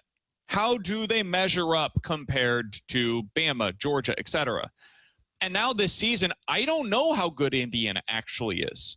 I think they're pretty good, but we have one season of evidence that they are truly a good program, not just a good team. And I've seen them play nobody so far this year. So this weekend when Illinois goes up against Indiana, if Illinois wins, my understanding of that will be, all right, Illinois is a really good team. I have no idea if that win should matter for me, though, because it could be 3 weeks from now we find out, actually, Indiana kind of stinks. And they had a really good 3-week stretch. And they did so against, a horrific competition thus far. So that's the thing that I think it makes it a little harder for me to understand what's going on nationally when this is the way that college football is constructed. It does make it more fun, and if you're into chaos, this is your perfect season. But because there is so much chaos, because there are so few known commodities in all of college football, it makes it a little more difficult to navigate as somebody that likes to have a greater understanding of kind of where we're at. And I think you're absolutely correct, because I think there's a lot of people that do feel that way. I just am personally, I like the mystery. I like that big question mark of like, is this team good or are they not good? Well, they're playing well, but if this team pulls the upset off, what did I just see? That's what's going to make the college football playoff bracket so much more entertaining, because there's legit chances that one seeds could potentially lose because there's not a great team. Whereas those years where Alabama and Georgia were the measuring stick, I didn't even pay attention until the championship because I knew what those two teams were going to do. They were going to win, and they would meet up again in the playoffs. So I've got a question for you. If you had to place a bet today, and let me explain the parameters of this bet a bit. And you don't need to, I'll bet. Sure. Here. You can name as many teams as you want to that you believe will make the college football playoff this year. And if that team makes it, you get $1 million. But for every team that you say will make it to the playoff that doesn't make it to the playoff, well, I'm eliminating $1 million. So you can end up losing money on this bet. Okay. Could lose millions of dollars, all right? So if you name 5 teams, 3 of them make it, 2 of them do not, you get $1 million. If you name 5 teams and 4 of them don't make it, but 1 of them does, well, you just lost $3 million. Sure. Bucks. How many teams would you feel comfortable today they're making it? 4, they because will I want my money. Absolutely get in. 4. I want my money. Ohio State, Penn State, Oregon, Georgia. I want my money. I'm taking $4 million and I'm walking away. Oh, boy, I don't feel comfortable about playing $4 million for teams. I think the ones that I would do it on is Penn State and Oregon. And I think that would be it. And I hesitate. The reason I'm not putting Ohio State, like those 3 play each other. They kind of rotate through each other. I would go Oregon because I think they've looked dominant. I think Penn State's got the roster. They've looked dominant. Ohio State, their recent game against Ohio scares me. So I think the only 2 that I would make my bet on today and feel comfortable that I'm going to walk away with money and not lose it would be Oregon and Penn State. I feel confident in Miami. Not because I think they are a truly special team or anything like that, but as I look at their schedule, I don't see more than 1 and at most 2 losses, and I think that gets you in this year. They already have a quality win against Notre Dame. They blew out USF, who had another couple of good wins on the season as well. I think Miami, I would feel pretty comfortable saying that's a team that will get into the college football playoff this year. But this is what makes the 2025 season so unique. This time last year, I would have been willing to say like 6 teams, maybe 8 teams. And we probably would have been right on almost all of them. And for some, this is fun. For others, this makes it a very difficult season to digest. But, man, it's definitely different. And what I'm curious, is this going to be the new norm? Are we watching the beginning of what college football is going to be, where you get a team like Illinois, you get a team like Mizzou, Texas Tech comes out of nowhere. Indiana doesn't just emerge as a team that's interesting for a season. They are actually able to sustain that because they got the right coach who built a program, and now it's like, all right, well, Indiana's good now in the Big Ten. And because of the way that the transfer portal era has allowed for these teams to construct their rosters on the fly, Indiana gets good and stays good. And they've got coaches that can identify talent, and then they can bring them in. And now the teams like Georgia, Alabama, etc., they don't have that same depth that they once did. You used to be able to hold a 5-star behind the other 5 stars for 3 or 4 years. Man. That 5-star gets on campus. He doesn't play. It happened to Mizzou this year. He's gone. Their 5-star defensive end that came in last year, Williams Winery, came in, did not play hardly at all. Now he's up in Nebraska. He's actually been pretty good for them so far this season. But that's what happens, and it's not just at Mizzou. That's even more common nowadays at Georgia, Bama, Ohio State. Those That's why I do think it is common. I think this is what you're going to see because NIL and the transfer portal has created this to where you're not going to have a team that just keeps the same dominant roster every year. And we thought it was going to be the opposite. We thought that the transfer portal would just, add more and more to the teams that were already the haves, and instead it's gone the opposite direction. Yeah, I'm fascinated to see kind of how you see programs like Georgia, Alabama, Ohio State who recruit the 5 stars, how they kind of adjust to those guys getting plucked off their roster. Do they end up going the route of, hey, maybe we don't have to recruit as much at the high school level. Let's just go into the transfer portal and make that kind of happen. That's kind of what Mizzou looks like they've done with their upcoming class in 2026, rather than saying, let's go out and get a bunch of 4 stars, maybe sprinkle in a 5-star here. Why, when we can just kind of redo our roster on the fly when we get to the transfer portal? And what makes it interesting, too, is then, like you said, are these teams going to have staying power? Like, I think Illinois, Indiana, I think they can have, good 2 or 3 year windows. I don't know if they can be like this for, 5 to 7 years, right? I like Brett Bielema as the head coach of Illinois. He's going to have a hell of a lot of work to do going into next offseason when he loses Luke Altmaier and some of the pieces off of this squad. No doubt. That was my concern with Drinkwitz. And instead, we've seen him. He's found a way so far to reload instead of having to rebuild. I mean, he didn't keep Williams Winery, and look at where they're at now. And way to go, Drink. Think about how dominant they'd be then. Yeah. I think it's the second or third leading rusher in the SEC so far this year. Quan Lacey at Ole Miss. Mm-hmm. He was at Mizzou last year. We don't care about that. He was at Missouri last year. He transferred in the offseason to Ole Miss. He's now 20th in the country with 290 rushing yards so far this year. Mizzou had to go to the portal, and they're like, all right, well, they really wanted Quan Lacey to be back this year. They thought he was going to be a stud. That was not a miss by them. He just got money in the portal, and good for him. 20th in the country is cute. Yeah, they replaced him with the guy that is now second in the country in rushing yards, and Ahmad Hardy. And he has another year of eligibility. This is not a guy that he can't leave. He is a sophomore, so they've got one more year of Ahmad Hardy. He's the same age as Quan Lacey. So what I'm saying is, they've done a really good job at replacing talent through the portal. Hell, yesterday, did you see the Kevin Coleman quote? Kevin Coleman is Mizzou's new slot receiver. He wears the number 3. He's from the city of St. Louis. Now he's at Mizzou, right? He took a winding road there, Jackson State, Louisville, Mississippi State, now back at Mizzou. And he said, listen, one of my goals is to leave the number 3 better than where I found it. Number 3, of course, was Luther Burden's number last year. Ooh. So to say that, you're holding yourself to a pretty damn high standard given what Luther Burden was at Mizzou. I love it. It's great. Hold yourself to a high standard, man. If we're being honest, he has been better so far, at least more production.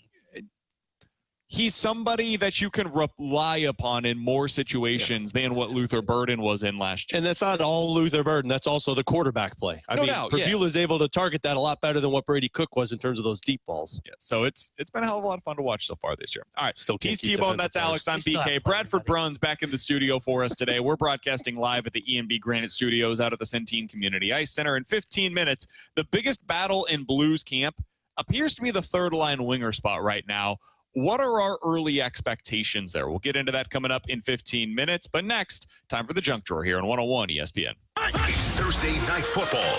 Bills and Dolphins. Pregame at 6:30. Kickoff at 7:15. Your destination for the NFL in St. Louis is 101 ESPN.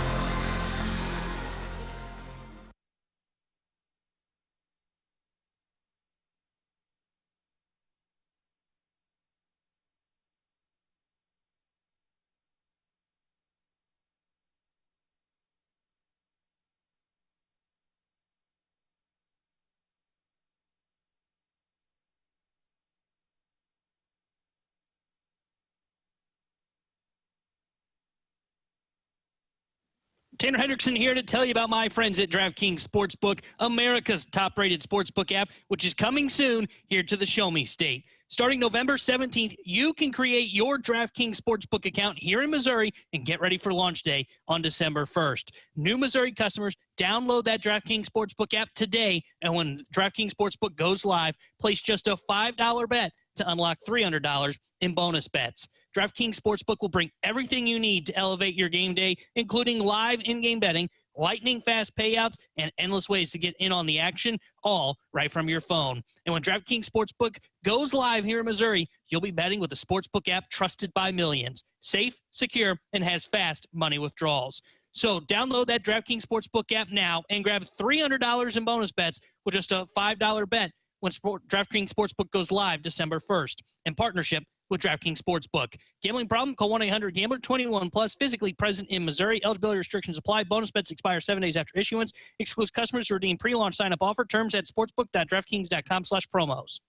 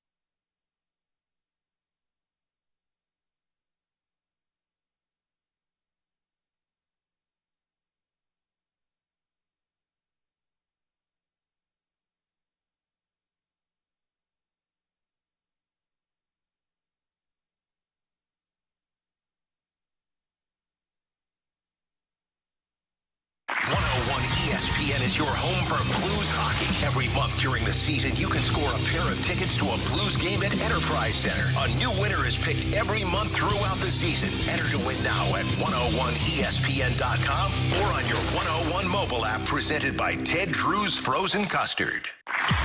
Live from Blues training camp at the Centene Community Ice Center, this is BK and Ferrario on 101 ESPN. Brought to you by Bud Light, Skimmer's Original Vodka Iced Tea, and E&B Granite, Bernie Federko's only choice for granite countertops, cabinets, and flooring.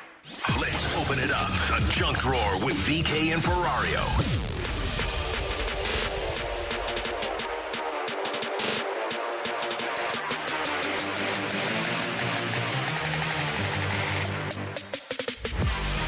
Let's dive into the junk drawer alongside Alex and T-Bone on BK. We're broadcasting live at the E&B Granite Studios out of the Centene Community Ice Center. I wasn't sure if we were still on the air or not live on YouTube, but I think that we are good to go. Alex, what do you have for us today in the junk drawer? All right, boys, I'm curious your reaction to this because I saw this contest and I said, absolutely not. I would not be able to handle this. So, according to the Guinness World Records, they found the quietest place on Earth. It is a chamber in Minnesota, which reached an unprecedented sound level of minus 24.9 decibels in November of 21. So somebody is offering a $1 million reward if you can stay 24 hours in the world's quietest room. How much is it? $1 million. You're staying for 24 hours. Yeah, I would do that. They said that it is so silent that while you're sitting in it, people can hear their heartbeat, their breathing, even their blood moving through their veins. They've tested this on individuals that have not been able to stay in there for more than an hour because the ambient noise is so silent, they can hear themselves breathing in their heartbeat, and they go insane. Yeah, I've seen things about that. I don't know if it was that room specifically. It may have been. And I would not. Especially at nighttime. Yeah. Try going to sleep. Try getting a REM cycle started. If I can hear myself, I know that I'm out of shape. My body fat percentage is like 59, 60+%. If I hear my fat self breathing in a room where it is amplified, I'd go insane. Well, and just the part of what you're saying of you can't hear anything. It's a dark room, you said, right? Mm-hmm. Yeah, so it's pitch black. So now you don't really have any idea of what time it is. So you think you've been in there for a long time. Yeah, if you're talking about a week, 2 weeks, solitary confinement stuff, that is a huge problem and would literally You're telling me for 24 hours I have to sit here and do nothing? They've tested it with people in my thoughts. They've tested it with people that have left after an hour. Yeah. I do think people underestimate how people aren't bored anymore. People underestimate the ambient noise that we have in our life. Yeah, just in general, people don't allow themselves to be bored, right? I'm guilty of this as much as anybody. This isn't me casting. No, man, I do this too. If I'm on a plane, test yourself this way. Go on a plane and do nothing. Do not read. Do not sleep. Do not listen to a podcast. Do not listen to music. Do nothing. Sit there and wait for 4 hours and see how that plane. Is that really that hard for you guys? Oh, I couldn't do it. Oh man, I couldn't even watch what you just described is me people watching. Oh, on a plane? That's kind of boring. Oh, are you kidding me? No, planes are great places for people. Planes and Walmart are the perfect place to go. People Walmart, watch. I would get that one. Oh yeah, see. What you just described. I used to do that for fun. I'd go to a mall and sit and people watch. Okay. You sit on a bench and just watch. Here's the thing. People don't do that anymore. Mm-mm. Because if you're sitting at that mall, you're on your phone. Mm-hmm. You're on your phone. Yeah. And so you're sitting there scrolling through Instagram, Twitter, whatever it may be. You're on the plane. You're listening to a podcast. You're listening to music. You're reading a book, whatever it may be. And yeah. So people, I think, underestimate, by and large, the time that passes and how long it takes to pass that time when you have nothing else to do. Have you tried that with Luca at all? He's 2, so my guess is, they can handle being bored. But we do this with Adelaide, 4-year-old. She'll tell us she's bored, and it's that's okay. Got to figure something out. She loves Daniel Tiger, and so Daniel Tiger, they sing a song. When you wait, you can play, sing, or imagine. And so we tell her, use your imagination if you're bored. Come up with something. No, I'm not do that something. creative. Luca doesn't really. He's now into Danny Go. That's his screen video of choice. But other than that, he's not super into anything on screens yet. It's not a conscious decision. Early on, it was kind of conscious, but since then, it's just something he hasn't really been all that into. So he does primarily just find stuff. Yeah. Yesterday, he sat down and played with magnet tiles for an hour. Yeah. So he's building a house now, and now he's knocking it down, and then building it again, and then knocking it down. It's the one thing my parents, I do remember this from when I was a kid. My parents, they let me be bored a lot. They're figure it out. You get a little bit of time with your television, get a little time with your video games, figure out being bored. And we do try and do that with the girls where it's hey, go down, you got an entire basement full of toys. Go downstairs, find something to do. But you don't just get to be bored and then get a screen in front of you. I couldn't do it. I yesterday, right? My job. You have one job tonight, Tanner. It is to watch that awful baseball team in St. Louis, the St. Louis Cardinals. It was a great game. Play the Cincinnati Reds. I couldn't focus on that game, right? I kept looking at my phone. I kept getting on my laptop, looking up some stuff. I also then, when I got home yesterday, right? I get home around, I think it was 3:30, 4 o'clock when I got home yesterday. And I get home, and I'm okay, I need to sit down, and I need to get some stuff done for my play-by-play I've got coming up this week. I couldn't just sit there and do it. I had to have a television on, right? Oh. And then I get distracted, and I get on my phone sometimes while I'm in it. It takes me 3 hours for what should be 45 minutes. Yeah, I struggle with it around the girls. I do, I always, when I'm not doing something, you grab it and you look, and it's I have to force myself to put it in the room, turn on airplane mode or something, because it's I just want to give myself a few hours to focus on the girls. That's something that my wife's really good at. She's much better at it than me, because I always feel the need to be here in the event that there's something that happens and we need to respond to it, or whatever it may be, right? Because of our jobs, it is more, centric with your phone. my wife is very good about, hey, if we're with Luca, we're off of our phones, no matter what. Like, you don't have the phone on you. If something is urgent, yeah, sure, like, respond to it. But otherwise, what is the level of urgency that is required here? And is it necessary for you to respond to that while you're next to the kid?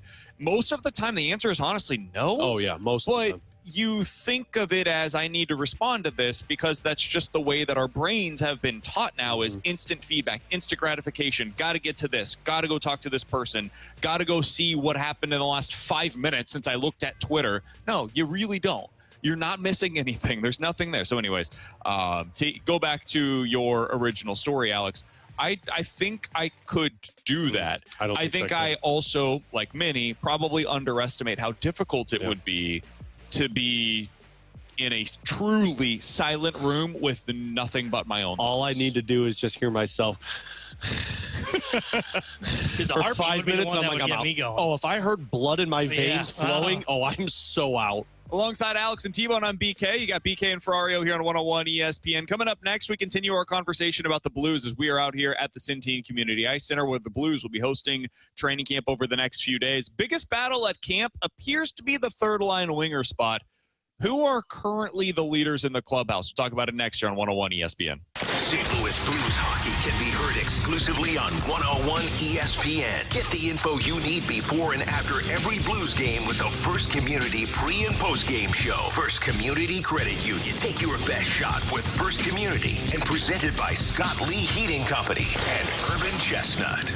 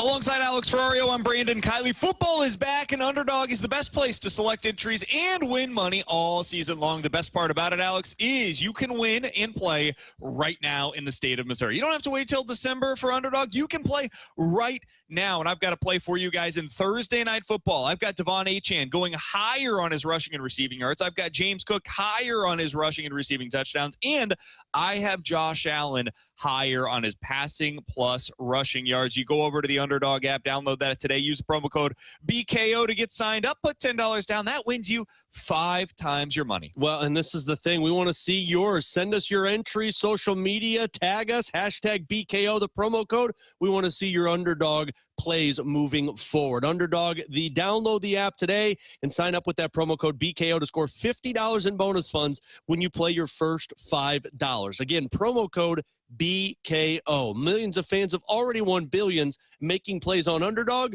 will you be next? Underdog, make plays, win money. Must be 18 plus and present in Missouri. Terms apply. See assets.underdogfantasy.com/web/play and get terms _DFS_HTML for details. Concerned with your play, call 1-800-GAMBLER or visit www.ncpgambling.org.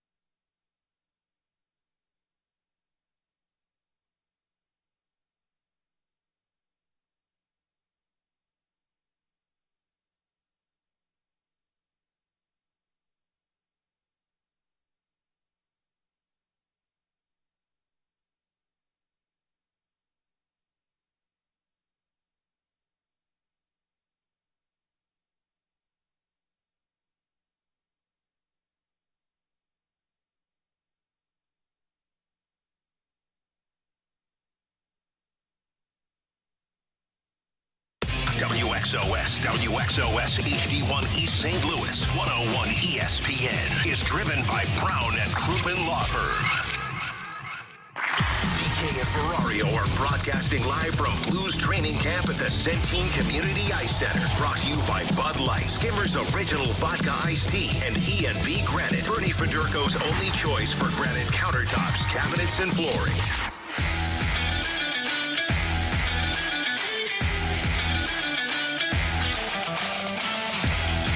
Alex, it seems pretty clear to me the biggest camp battle for the Blues is on the wing. Now, I think the spot that I would highlight is on that third line. But if you wanted to specify the fourth line as well, I suppose you could do that too, because there's a trickle-down effect. What happens on that third line wing will have a trickle-down effect on what happens on the fourth line. And then that affects what happens for your 13th and 14th forwards. But that would be the spot. I'm going to name the players that I think are potentially involved in this competition. This will be interesting. Tell me if I am forgetting somebody. This will be interesting, yeah. I think Alexander Texier, if I had to put a bet on it today, I think he's the leader in the clubhouse. If it's not him, I think it would be Nick Bjugstad as the leader in the clubhouse. I think those are the top two candidates to be your winger on the third line as of today, most likely pairing with Neighbors and Suter. Beyond that, you've got Joseph, you've got Sonny, you've got Lucic, who I think is a fourth-line player but is kind of in this battle, Carbonneau, and Dvorsky. Did I miss anybody? Texier, Joseph, Bjugstad, Sonny, Lucic, Carbonneau, and Dvorsky. I'd put Stenberg in there. Okay. That's the other one that I had. And I have it more as I don't think it's a battle for the third-line wing. I think it's a battle for the fourth-line wing and the extra roster spot. Because the way that I look at this is I think Bjugstad is going to be wrote in pen as a winger for that third line unless somebody can unseat him. I think he's the leader in the clubhouse. Okay. Nobody's taken that. And then I also think the 12 forwards leader in the clubhouse is Sundqvist. And then the competition is really down to who are those two extra forward spots. And where it gets interesting with that is I go off of the role that players play. Texier is not a fourth liner. Texier is more of a third-line winger that can score goals. So Texier is not battling for a fourth-line spot. He is battling with Bjugstad to enter into the conversation for the third line, which bumps Bjugstad down to the fourth line and puts Sonny out of the lineup. And if you go by what Doug Armstrong told us a little bit ago, Dvorsky, Carbonneau, Stenberg, they're not fourth-line players. Those are third-line players. So to me, the competition is for that fourth-line spot, but if you want to get crazy with it to where there's a chance, because there is a slight chance that some of these guys make it, I think Bjugstad, Texier, Dvorsky, Carbonneau, Stenberg are fighting for that one wing. And then I think you've got Joseph, Lucic, and Sundqvist fighting for the other two roster spots. Because you've got the last guy on the fourth line, probably the 14th forward, and then you've got the 13th forward as somebody who can be on that third line, probably sitting more times than not. So I'm curious if you guys have a different answer to this question. My current spots for those two places are Texier and Bjugstad. Obviously, Alex, I know I'm already starting at a different point than you would. Mm-hmm. I would then say, for me, I think Sonny is still on the roster as your 13th forward, and it becomes a battle between Lucic and Joseph for that final spot on the roster on opening night.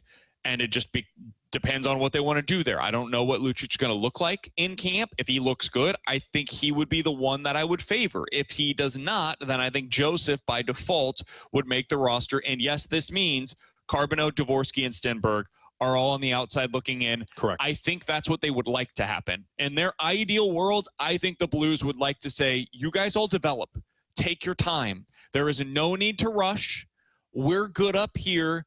You guys take care of your business. We'll see you when we need you, or more likely, we'll see you when you kick the door down to where we can no longer ignore the fact that you were obviously NHL ready. So that would be my thing. I think today, Texier, Bukestad, get those final 2 spots. Sonny, and I would probably project as of today, Joseph, get the final roster spots, and then Lucic, along with those 3 guys, are on the outside looking in. Do you view it differently? I do.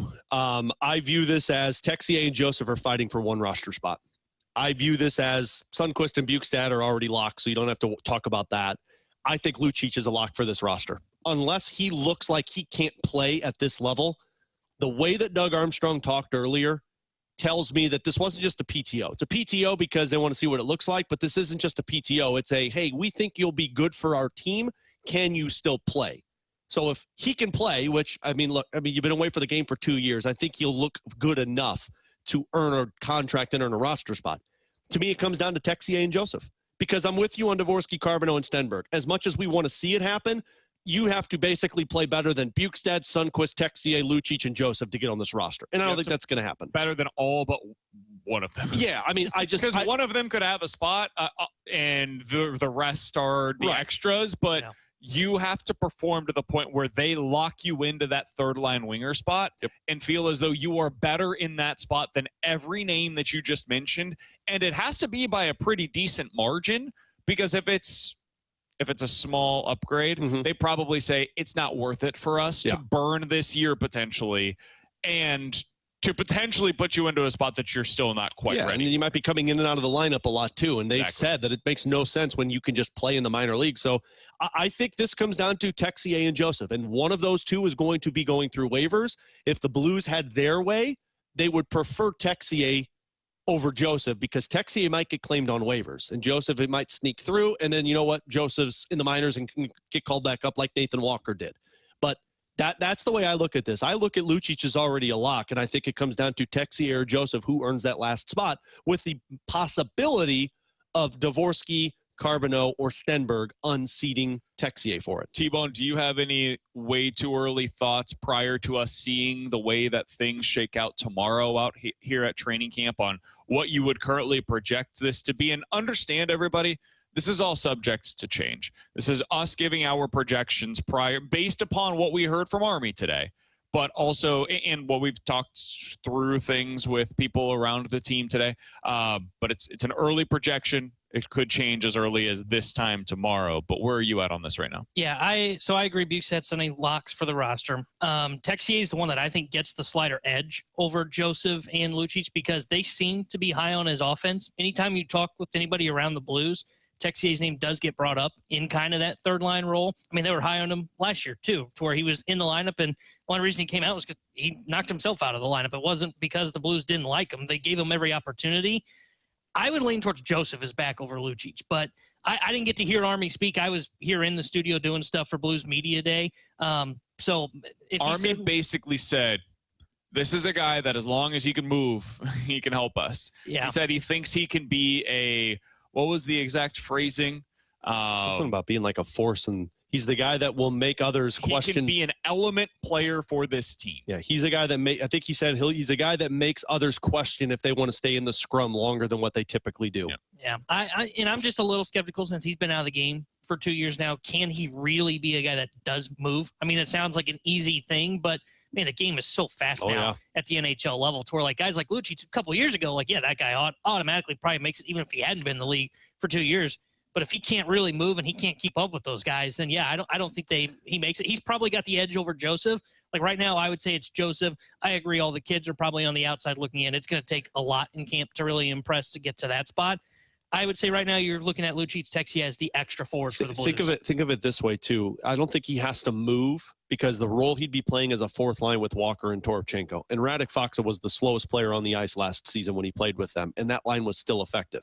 I think you have to play a certain way. And the other reason why I think, because I've seen a couple of texts come in saying, why are you guys so down on Matthew Joseph? It's not that we're down on Matthew Joseph, but remember last season when they were without Dylan Holloway, Matthew Joseph couldn't stay in the lineup down the stretch and into the playoffs. He only played 3 games in the playoffs because they were going back and forth with Texie and a couple of others. Dvorsky got a couple of games. I don't think they're as certain Matthew Joseph is a consistent player at this NHL roster to the identity that they want to play versus Milan Lucic if he can still play. And that is the biggest caveat that we could put on this segment because Joseph is still fast. He's still physical. He's a fourth-line player for the Blues, but does he play the role to the same level that Radek Faksa played it, or can Lucic do that? The other thing here is I don't know how much they want Nathan Walker to play center. Yeah. And, I mean, they just re-signed him to an extension. Jim Montgomery brought it up in the offseason, talking about, like, hey, we think he's a really good center. It's just how much do you want to use him in that role? Yeah, and people can say it, and then it becomes do you actually do it? Last year they didn't need to. They had a very good fourth-line center in Radek Faksa. So it wasn't necessary. Are they actually going to do that where they say, you know what, Bukestad, no, you're going to be a winger for us, and we'll just be really big up there on that wing, and we'll get smaller at the center position on our fourth line because we have these tree trunks on either wing with Nathan Walker. I don't know. I don't know that they want to make that kind of a choice. So that would be the one place where I'm like, I'm not totally sure on that. I would think it would make more sense to have Bukestad as that fourth line center or Sonny as the fourth line center with Walker on the wing.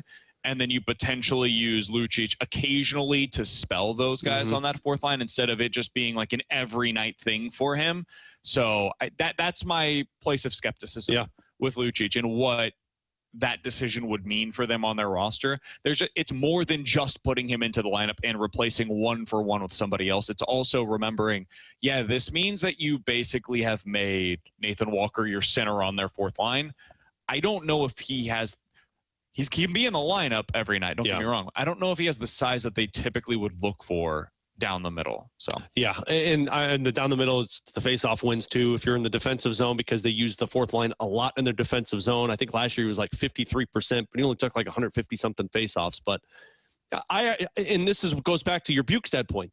If one of these other guys, whether it's Texier or Dvorsky or Carbonneau or Stenberg, then that makes it even more interesting because that would push a Bukestad down to the center position and still keep a Lucic and still keep a Sundqvist on this roster. It's just, hey, one of these guys has performed really well to be a third-line winger with Neighbors and Suter. That's the matchups. And, I mean, Doug said it too. Stenberg's going to be playing with some really good players in training camp. Carbonneau's going to be playing with some really good players in training camp, and so is Dvorsky. That tells you they want to see what you can do early on. Artificial unintelligence on the text line says, don't count out Torpo for that third-line winger spot. Somebody else mentioned Lucic as the third-line winger spot. Absolutely. I would be absolutely shocked by those moves. I don't think that the Blues are in a place right now where they need to do that. They have enough more, and this is not to call out Torpo or anything like that. He is a specific type of player, and he is a perfect fourth-line winger. We tried to make him more than he was. He's not that. That's okay. He's a very good fourth-line winger. He serves a clear and specific role. He's not a top 9 player, and neither is Lucic at this point in his career. At one point, Now, no, not at all. If he's going to make this team, it is as a fourth-line winger, and the same thing is true for Torpo, who there's no question he's making the roster, but that's going to be the role that he serves in. All right, coming up in 15 minutes, we'll talk things over with Chris Kerber. He's the voice of the Blues. We were able to catch up with him a little bit out here earlier today. We'll get his very early thoughts on, the vibe surrounding this club, if he heard anything that stood out to him today as he was around people with the team for the first time in a minute. We'll get into all of that with Chris Kerber coming up in 15 minutes. NFL Quick Hitters is next here on 101 ESPN. You can now watch 101 ESPN live on our Air Alliance team studio cams. Catch every show live on our YouTube channel or at 101ESPN.com. 101 ESPN studio cams. Presented by the Air Alliance team heating and cooling. Getting the job done quickly, correctly, 100% of the time.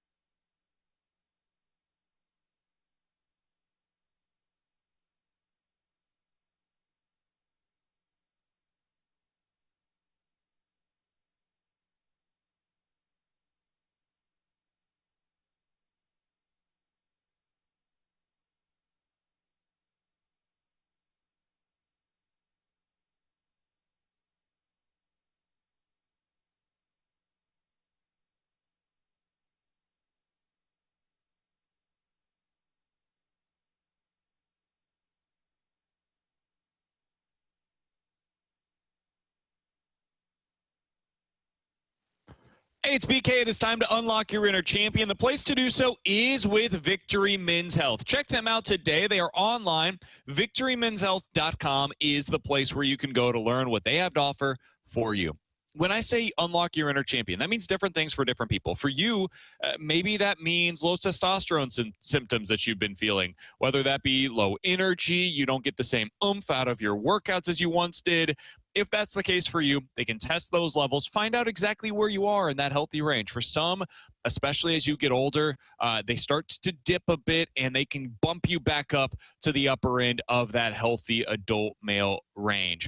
Also, erectile dysfunction issues, they can help you out with that. Weight loss goals that you're trying to meet, they can help you out with those. Vitamin infusions, supplement shop, red light therapy programs, cardiovascular testing. It's all available today at Victory Men's Health. So check them out online, VictoryMen'sHealth.com. When you get over there, book that first appointment today. Put in your name, email, phone number, tell them BK with the 101 ESPN sent you, and then tell them what it means for you to unlock your inner champion today. It's all available at Victory Men's Health and online at VictoryMen'sHealth.com.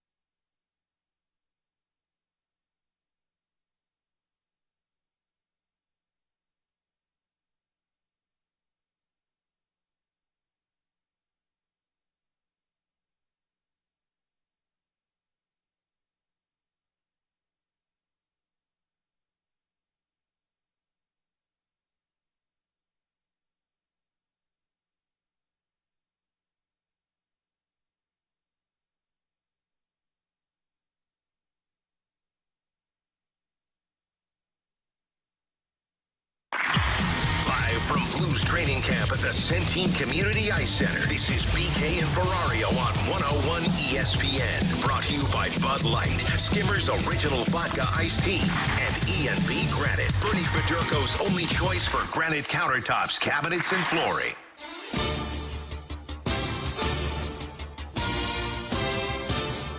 All right, let's dive into some NFL quick hitters. Some news today from the NFL. We were just talking about this off air. The Jets have officially ruled out Justin Fields. Jets, Jets. From their game this weekend. They are going to start Tyrod Taylor against the Buccaneers. God, we got a hell of a lineup of quarterbacks this week. Is that a game that you would consider for your survivor pool? Tampa Bay Buccaneers at home against the 0-2 Jets? No, because their close calls concern me. T-Bone, what about you? Would you consider it for your survivor pool? Sounds like somebody at this table would consider it for their survivor if I were pool. still around, you remember why I'm asking, right? Yeah. if I was still around in my survivor pool, I would consider it. But Poor guy. Somebody. Why didn't you? What did you pick the wrong team, man? I wish I could say that. Yeah. I totally forgot to put in my. 2 weeks into the season. Yeah, the second there was just so much going on last week. I totally forgot all about it, and it wasn't. I didn't even realize it until yesterday when BK brought up something about survivor pool. Then I was like, oh my gosh, I'm eliminated because I didn't submit mine. Thanks for the reminder to submit mine for this week. Don't forget out there, ladies and gentlemen. I do think there are some good choices this week in survivor pool, so I don't think you have to go all the way down to that. But one that I think is worthy of consideration is the Kansas City Chiefs at the New York Giants. The one that I probably will go with, though, a lot of me. I think the Seahawks against the Saints is probably the move. I think that's probably the place that I would want to go. At some point, you have to pick the Saints, man. He was going to get mad again there for a second. Yeah. You Did you see really the don't. silence? You really don't. No, you do, man, at some point. Okay. Who's the team that you've most enjoyed watching so far this year? Relative to expectations. Yeah, I hate to agree with you, but I like the Packers. No. They've been fun. No, man. you're not welcome here. I mean, well, I'll tell you who's not been fun. Watch the Chiefs. That's true. Yeah, I mean, in terms of excitement, there really haven't been that many exciting teams. Because I'm not going to get excited about Danny Dimes and the Colts. Oh, come on. The Vikings absolutely have not been exciting. I think the Packers have probably been the most exciting team because I didn't expect them to be this good. I think Packers are there. Bills look awesome again. Like, they're really fun to watch. And again, we had this conversation a couple weeks. I don't know how much better their weapons are than like the Kansas City Chiefs. Josh Allen is just unbelievable, man. He does all kinds of things. He makes throws that he shouldn't be able to make, and he's able to do them off platform as well. Like, I would put the Bills very high on that list of the teams that I've enjoyed watching most this season. Chargers are another one. I was about to say, I've got a few for you. Chargers would be included in that list. To me, they've been awesome. They've just been really, really good so far this year.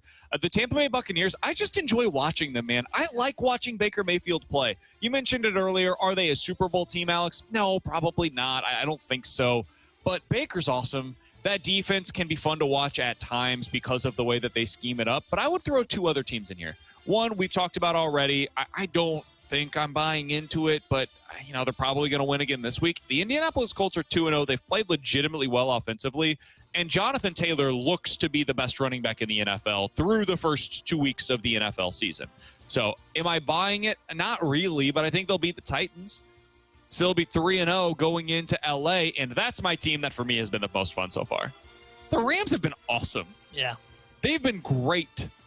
Devontae Adams looks rejuvenated. He has been their best receiver so far this year, and that is not a slight to Puka Nacua, who has also been really freaking good so far this season. And they're finally starting to incorporate Blake Corum into the mix with the running game as well. Robbed me of $400. And he's been more of an explosive element in their running game than what you typically expect from Kyren Williams. So my team, the relative to expectations, most enjoyable team to watch so far this year, I think I would have the LA Rams at number one on my list. And I think the part that's been surprising me with the Rams, and I add this into what I'm looking at, a lot of it is waiting on offense, but I got to look at your defense too and go, man, I really enjoy watching your defense dominate.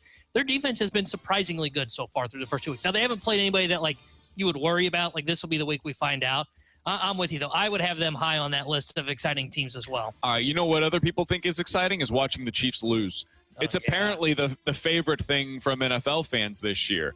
The second biggest regular season NFL Sunday audience ever was recorded on Sunday when the Chiefs lost to the Eagles. This is one of the things that I'm talking about when I mentioned earlier.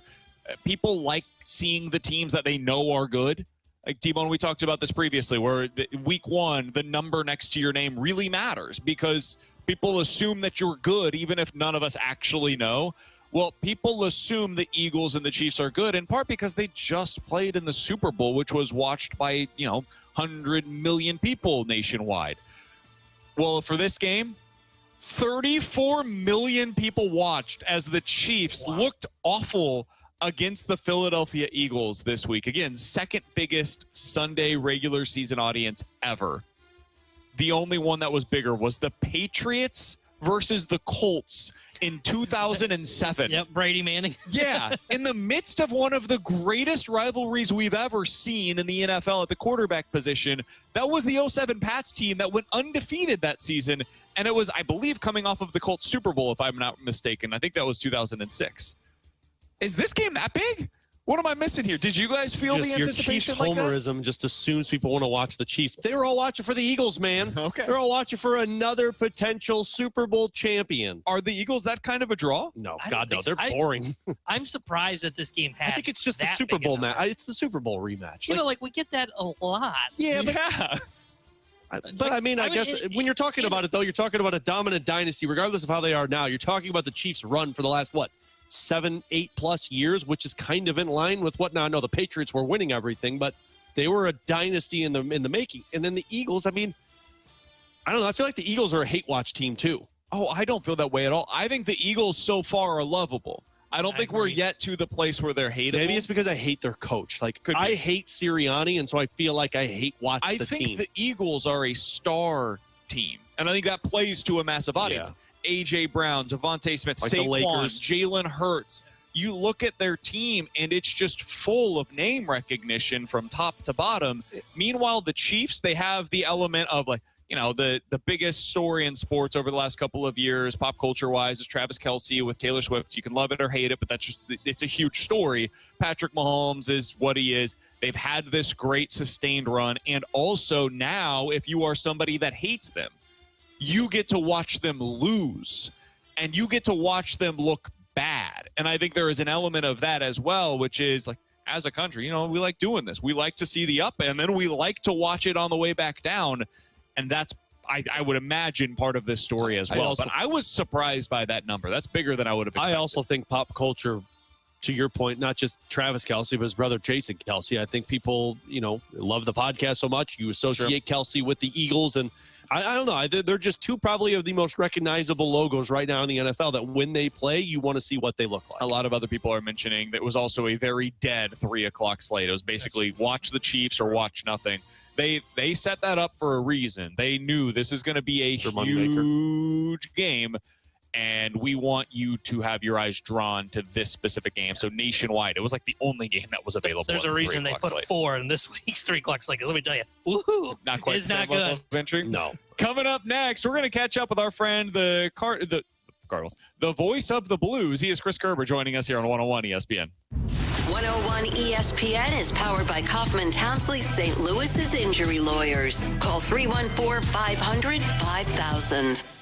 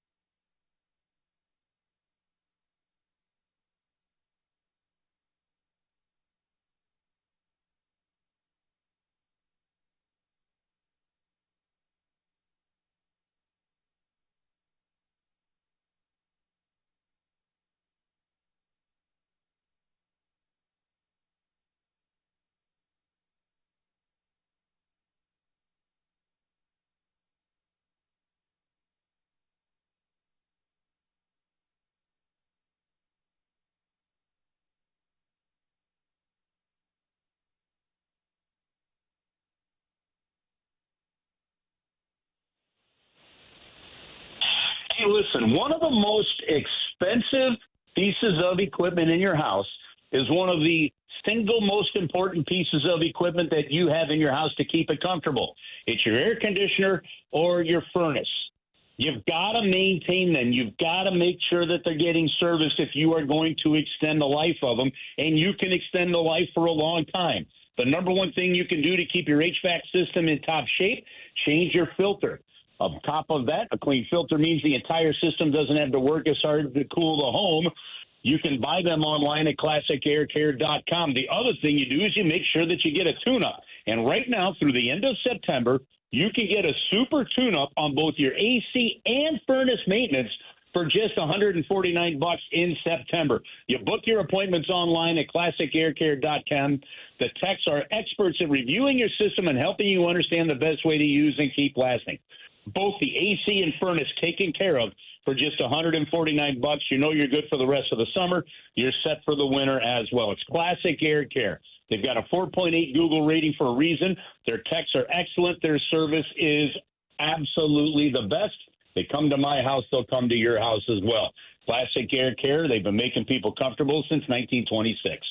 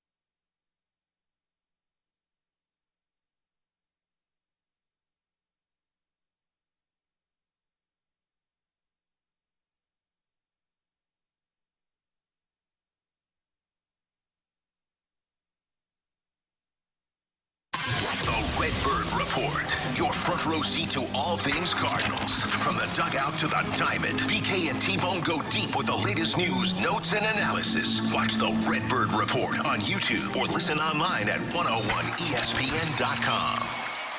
101 ESPN Sports Center. Blues reward Walker with extension. I'm Bradford Bruns. Your Sports Center update is driven by Johnny Londoff Chevrolet and Johnny Londoff Autoplex. St. Louis signed veteran forward Nathan Walker to a 2-year contract extension today. Number 26 posted 8 goals plus 8 helpers. Last season, he joined our airwaves post-announcement. You never really think that you're comfortable. You always want to come in. There's obviously some great players in the pipeline, the young kids, and you always kind of want to come to camp and put the work boots on, but obviously it's nice having that little bit of a security for sure. Meanwhile, baseball at Busch, series finale style. Andre Palante and company currently trailing Cincinnati 3-1. Alec Burleson blasted his 18th homer in the first. This Sports Center update was driven by Johnny Londoff Chevrolet and Johnny Londoff Autoplex. See them at londoff.com. Chevy, together we drive. Are you kidding me? BK and Ferrario are broadcasting live from Blues training camp at the Centene Community Ice Center. Brought to you by Bud Light, Skimmer's Original Vodka Iced Tea, and E&B Granite. Bernie Federko's only choice for granite countertops, cabinets, and flooring.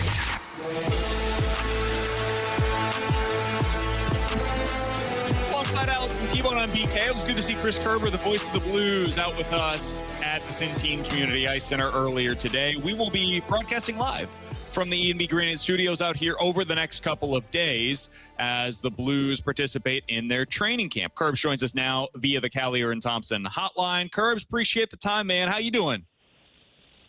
BK, I'm doing good. Alex, Tanner, listen, I think, and Lane is out there as well. I think the people listening to you ought to know you guys have been out there since like 6 o'clock this morning, getting all the promos that they hear and some other stuff for your contest. So great seeing you guys. Great work today, and looking forward to getting the season rolling with you. Checks in the mail. Appreciate you mentioning appreciate that one. Maybe a shout out on Twitter, and we're good to go, JR. Well, that's JR. Curbs. Damn, man. Damn it. Curbs. I'm walking out. I'm done. No, I'm done, Curbs. We're done. Man. You know, you both have bald never heads, but that's about been confused for Jeremy, and I don't think Jeremy's ever been confused for me. Well, I mean, both domes were pretty chromed up today. Yeah, well, that is true. I'm going to try to rebound here, Curbs. Good luck. Yeah. So let's get into this. Today is a vibes day, right? Like Alex and I joked about it before our show today. Should we just open with the vibes for the 4th consecutive season while we're out here at the media day opportunities? But let's talk about it. What was your general sense as we heard from Doug Armstrong for the first time leading into this season? I'm sure you talked to plenty of people both with the team and around the team. What's your vibe going into this season for the 2025 Blues, Curbs? Well, here's the one thing I can tell you, BK, that in some of my early interactions with a lot of the different players over the last, week and a half at a couple different golf events, the Blues for Kids golf tournament this past Monday, the summer soiree last Friday with Pareko and Walker, and then seeing a bunch of them today. There's a couple of things that I'm really excited about. One, you still feel the buzz left from the run of last season. And honestly, I got to give fans a lot of credit here because throughout the whole summer, you'd run into people, and people weren't harping on the way the season ended. and the what could have been. Like, there's just a genuine excitement. Like, man, I can't wait for it to get here and watch this process continue. I get that sense from all the players as well. And, from some of the veterans, Braden Shen, Justin Falk, and others, Parayko, you feel the business-like approach that's needed. You feel the excitement of a Jimmy Snuggerud going, oh, man, now I'm really going through it now, aren't I? That kind of thing. And so I think there's just a lot of excitement. I talked to Nick Bjugstad today. He said, when he got the call, he said it actually was really fast on as soon as he got the call, it was kind of a take it or leave it. He goes, I've loved this place. Is a hard place to play in. It was one of my least favorite to come play in because of how hard it was, but I love the direction of the team. And he goes, this was a no-brainer. And he's been, with 3 young kids, he's excited as all heck to have them here and got here a few weeks ago. Like, that kind of excitement, man, you got to be really pumped for what could happen. And that really leads to the most important thing to me, guys. The St. Louis Blues have to come out of the gate ready. They have to come out of the gate, and the 2 points in Game 1 are just as important as the 2 in Game 82. Curbs, and I emphasize this question with the word curbs here. Thank you. Army was talking a lot about how the strength of the team feels like it's the depth, and he talked a lot about how the centers that they added takes relief off of some of the other players. Do you feel like that's where the strength lies with this Blues team this year, of having that depth, whether it's at the forward or the defensive position? Yeah, look, I mean, and Doug hasn't been shy about this. There's no doubt that when they decided to put the offer sheets out a year ago and both wound up being successful, that was a big step that could really speed things up. I go way back to when the Blues acquired Matt D'Agostini, one of Doug Armstrong's first moves, right? And the reason that he made that move was he traded a prospect that still might have been a couple years away from being ready for a player that was ready to play in the NHL, and that sped up a process for him. Some players that are at a different level, honestly, than Matt D'Agostini, who, by the way, is still, with the organization, or was last year. I haven't confirmed for this year, but doing scouting work, and I know they love the work he did. That did the same thing. But then what happened is the 2 players that came in really went above and beyond what the real expectations were for them. That sped the process up even more. What did that do? Those 2 guys specifically, and what the holes that they filled did, it took the Blues from a spot. And I interviewed Doug Armstrong Monday morning for a curbside reaction. We're gonna post that here in a day or two. But what he specifically 101ESPN.com and the free 101 ESPN app. Be sure to download that today. Go ahead, Kerb. Sorry. Yeah, thank you. Yeah. Well, it's not up yet. It's going up here in a day or two. But make sure to look for it. You could subscribe to it on that. No, I like the eagerness. I'm happy with that. No, but listen, the thing of it is Doug Armstrong basically said, if those 2 guys don't come in, and that doesn't happen, we're probably in a position where you're going with some of the younger guys and just saying, let's see what they can do. But that didn't happen. Those guys filled some holes, and then they said, now the moves we're making, bringing in Cam Fowler, right, Bjugstad, Suter, we're now making moves to improve us for now, rather than wait and see. So when you go make the moves, and it is Bjugstad and Suter, that's going to allow you to put Sundqvist on a wing and save his body a little bit over the year. You'll have Walker that could play at center. They're saying, look, Logan Mailloux, this is your job to lose. And I did check with him today. It is Mailloux, not Mailloux. It is Mailloux. It is your job to lose, so don't lose it. So that puts there's real depth. And then, look, he even said it. He believes his goaltending tandem is a top 5 goaltending tandem in the league. So I think and Robert Thomas, he said he believes is a top 10 centerman in the National Hockey League. Guys, they're real strong down the middle.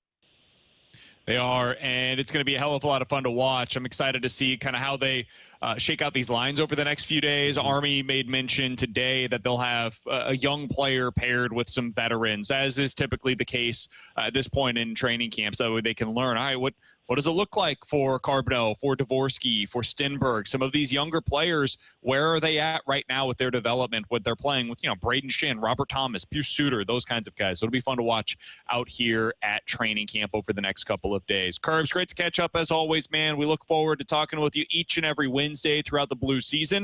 We'll talk with you again next week. All right, guys. Sounds great. See you during the week. See you, Kerbs. Same to you. That's Chris Kerber, voice of the Blues, joining us as he does each Wednesday here on BK and Ferrario. By the way, speaking of 101ESPN.com and the free 101 ESPN app and youtube.com/101 ESPN STL, which is all the places where you can get our content day to day.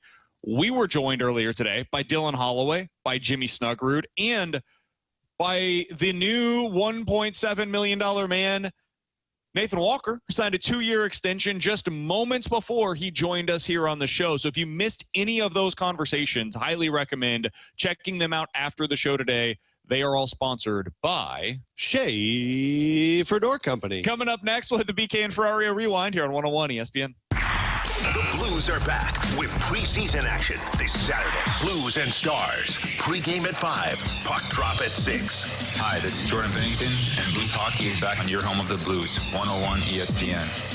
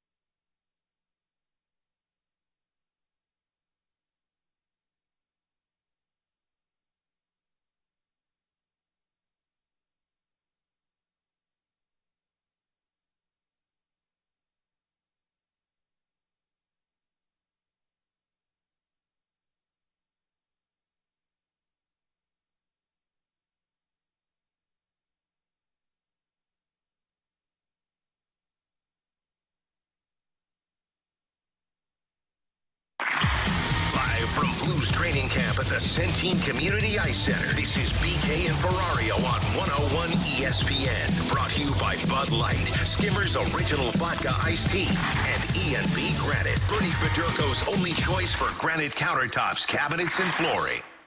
Let's run it back with a daily rewind on BK and Ferrario. Brought to you by Gloria Lou, your home sold guaranteed realty. Selling your home begins at GloriaHasTheBuyers.com.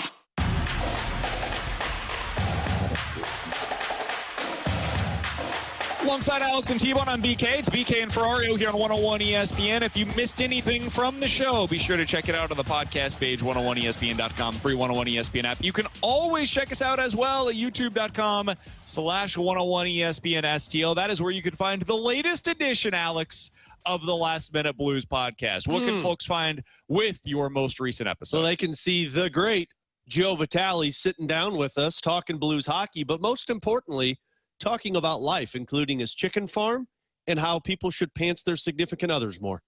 You should listen to it to find out why Joey thinks that. But in all reality, we do talk a lot of Blues hockey. He has high expectations for this Blues team, including how he believes they could fight for a top spot in the Central Division. Do you believe that? Top spot? No. Top three? Absolutely. I would agree with that. I think the first spot to me is Dallas's to lose with the roster that they have. And then from there, I can see the Blues winning second or third place in the Central Division. Our plan today was very different than what we ended up doing, and I don't say that with any kind of malice in my heart. I loved the way that the show ended up going because we were able to talk to multiple of the Blues. But our plan today was to open up by talking about Dylan Holloway and the comments that we heard from Doug Armstrong. I'm sure the Fastlane will probably mention those during their show today. Holloway appears to be one of, I would say, the three guys that they're most building around in their forward group right now with the way that they discussed him. And the other thing that we were going to talk about as a pairing with that, and we'll talk about it tomorrow, how does this team go from good to great? How do they go from a team that I think most people, including myself, would currently view as a wild card contender? Maybe if everything goes correct, third in the Central Division. How do they go from that to, you know what? They're a dark horse team to consider for a legit run in the postseason. It's something that I want to explore with you a little bit tomorrow, but Holloway's one of those guys that would certainly be pretty high up there on the list. And it was fun to be able to talk to all the guys today. I agree with what Kerber had to say earlier. There does seem to be some carryover from last year. I don't know what that will mean on the ice, but the good feelings around the team, that is something that appears to be carrying that forward momentum. And it'll be fun to see how they put that all on the ice over the next couple of days. To Curbs' point, and we can maybe explore this a little bit more tomorrow, but the last three seasons, now some of those seasons have gone poorly, but the last three seasons, the Blues have not been good in the month of October and November. No doubt. And why have they had to go on those runs to push closer to the playoffs the last 2 years? Because they were so poor. And think of two coaches were fired in November because of their struggles. So you do have to perform well in October and November. Joey says it all the time. I was about to say, he says the Thanksgiving thing. Be in a playoff spot by Thanksgiving, you're most likely to be a playoff team. So you've got to be better. And I'll look at the exact numbers over the last 3 years. But if my understanding is correct, they're around 500, if not a couple of games below in the first 2 months of the last three seasons. Yeah. Well, that's something that needs to be fixed. And this year, to me, there's no excuses for that to happen, right? You get a full training camp with Jim Montgomery. There's not major significant question marks. Like, sure, third line wing, yeah, you got to kind of figure that out.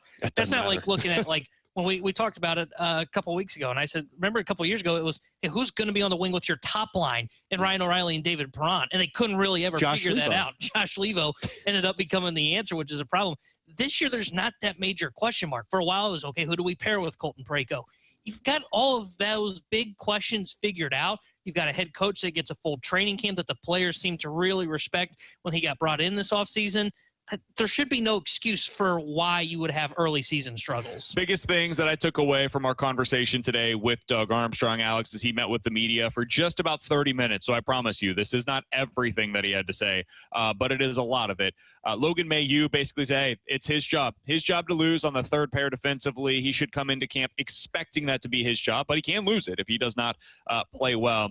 He said with Milan Lucic, he can add an element to this team, and he believes that he's a guy that could really compete for a spot on that fourth line It's just going to take him coming in and showing he's still the player that he was 2 years ago. Other things that he said, mentioned that the Blues construction over the last year or so has now aligned with their plan for the young players. They don't like rushing young players to the NHL, and because of Holloway, because of Broberg, because of some of the veterans that they've been able to bring in with that expedited plan with the retool, they're able to potentially keep Carbonneau and Dvorsky, Stenberg, a lot of those young players down at the minor league level.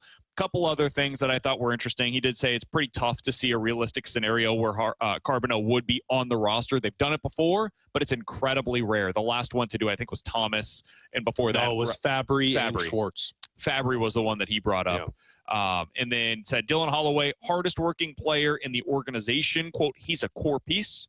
Those are really the biggest things that I would take away from what he had to say. I think Holloway was the biggest one that I took away. Lucic was up there as well. Like, it sounds like as long as Lucic can be competitive, he's going to be on this roster.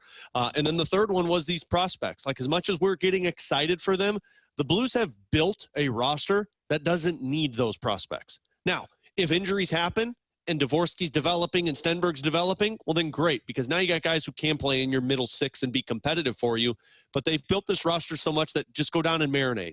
Go back to juniors, go back to the AHL. I think he mentioned that Jiricek's more likely going to the juniors league once again, who's a player that was impressive in that prospect tournament. So they're they're letting this marinate with the guys that they have drafted and putting stock into, but also still being competitive, which is something that not a lot of teams have success with. Cardinals currently down 4-1 in the top of the sixth inning. Alec Burleson 2 for 2 with a homer and a double. The rest of the lineup combined is 1 for 15 with 5 strikeouts. So that is your update on the St. Louis Cardinals. My guess is we probably won't talk a lot about them tomorrow, so I do apologize for that. We will, however, talk plenty of St. Louis Blues. Hell yes. Decent amount of college football and probably some NFL as well. So the Cardinals stay all right, I'll do before that. we get out of here for today's show, Alex, what would you grade it? 9.6. Yeah, I'd go 9.7. T-Bone? I'm going 10. It doesn't get better than 3 Blues players voice the Blues. One with breaking news. Yeah. Oh, yeah, that too. Yeah. Holloway, Snuggie, Walker. If you want to see those again,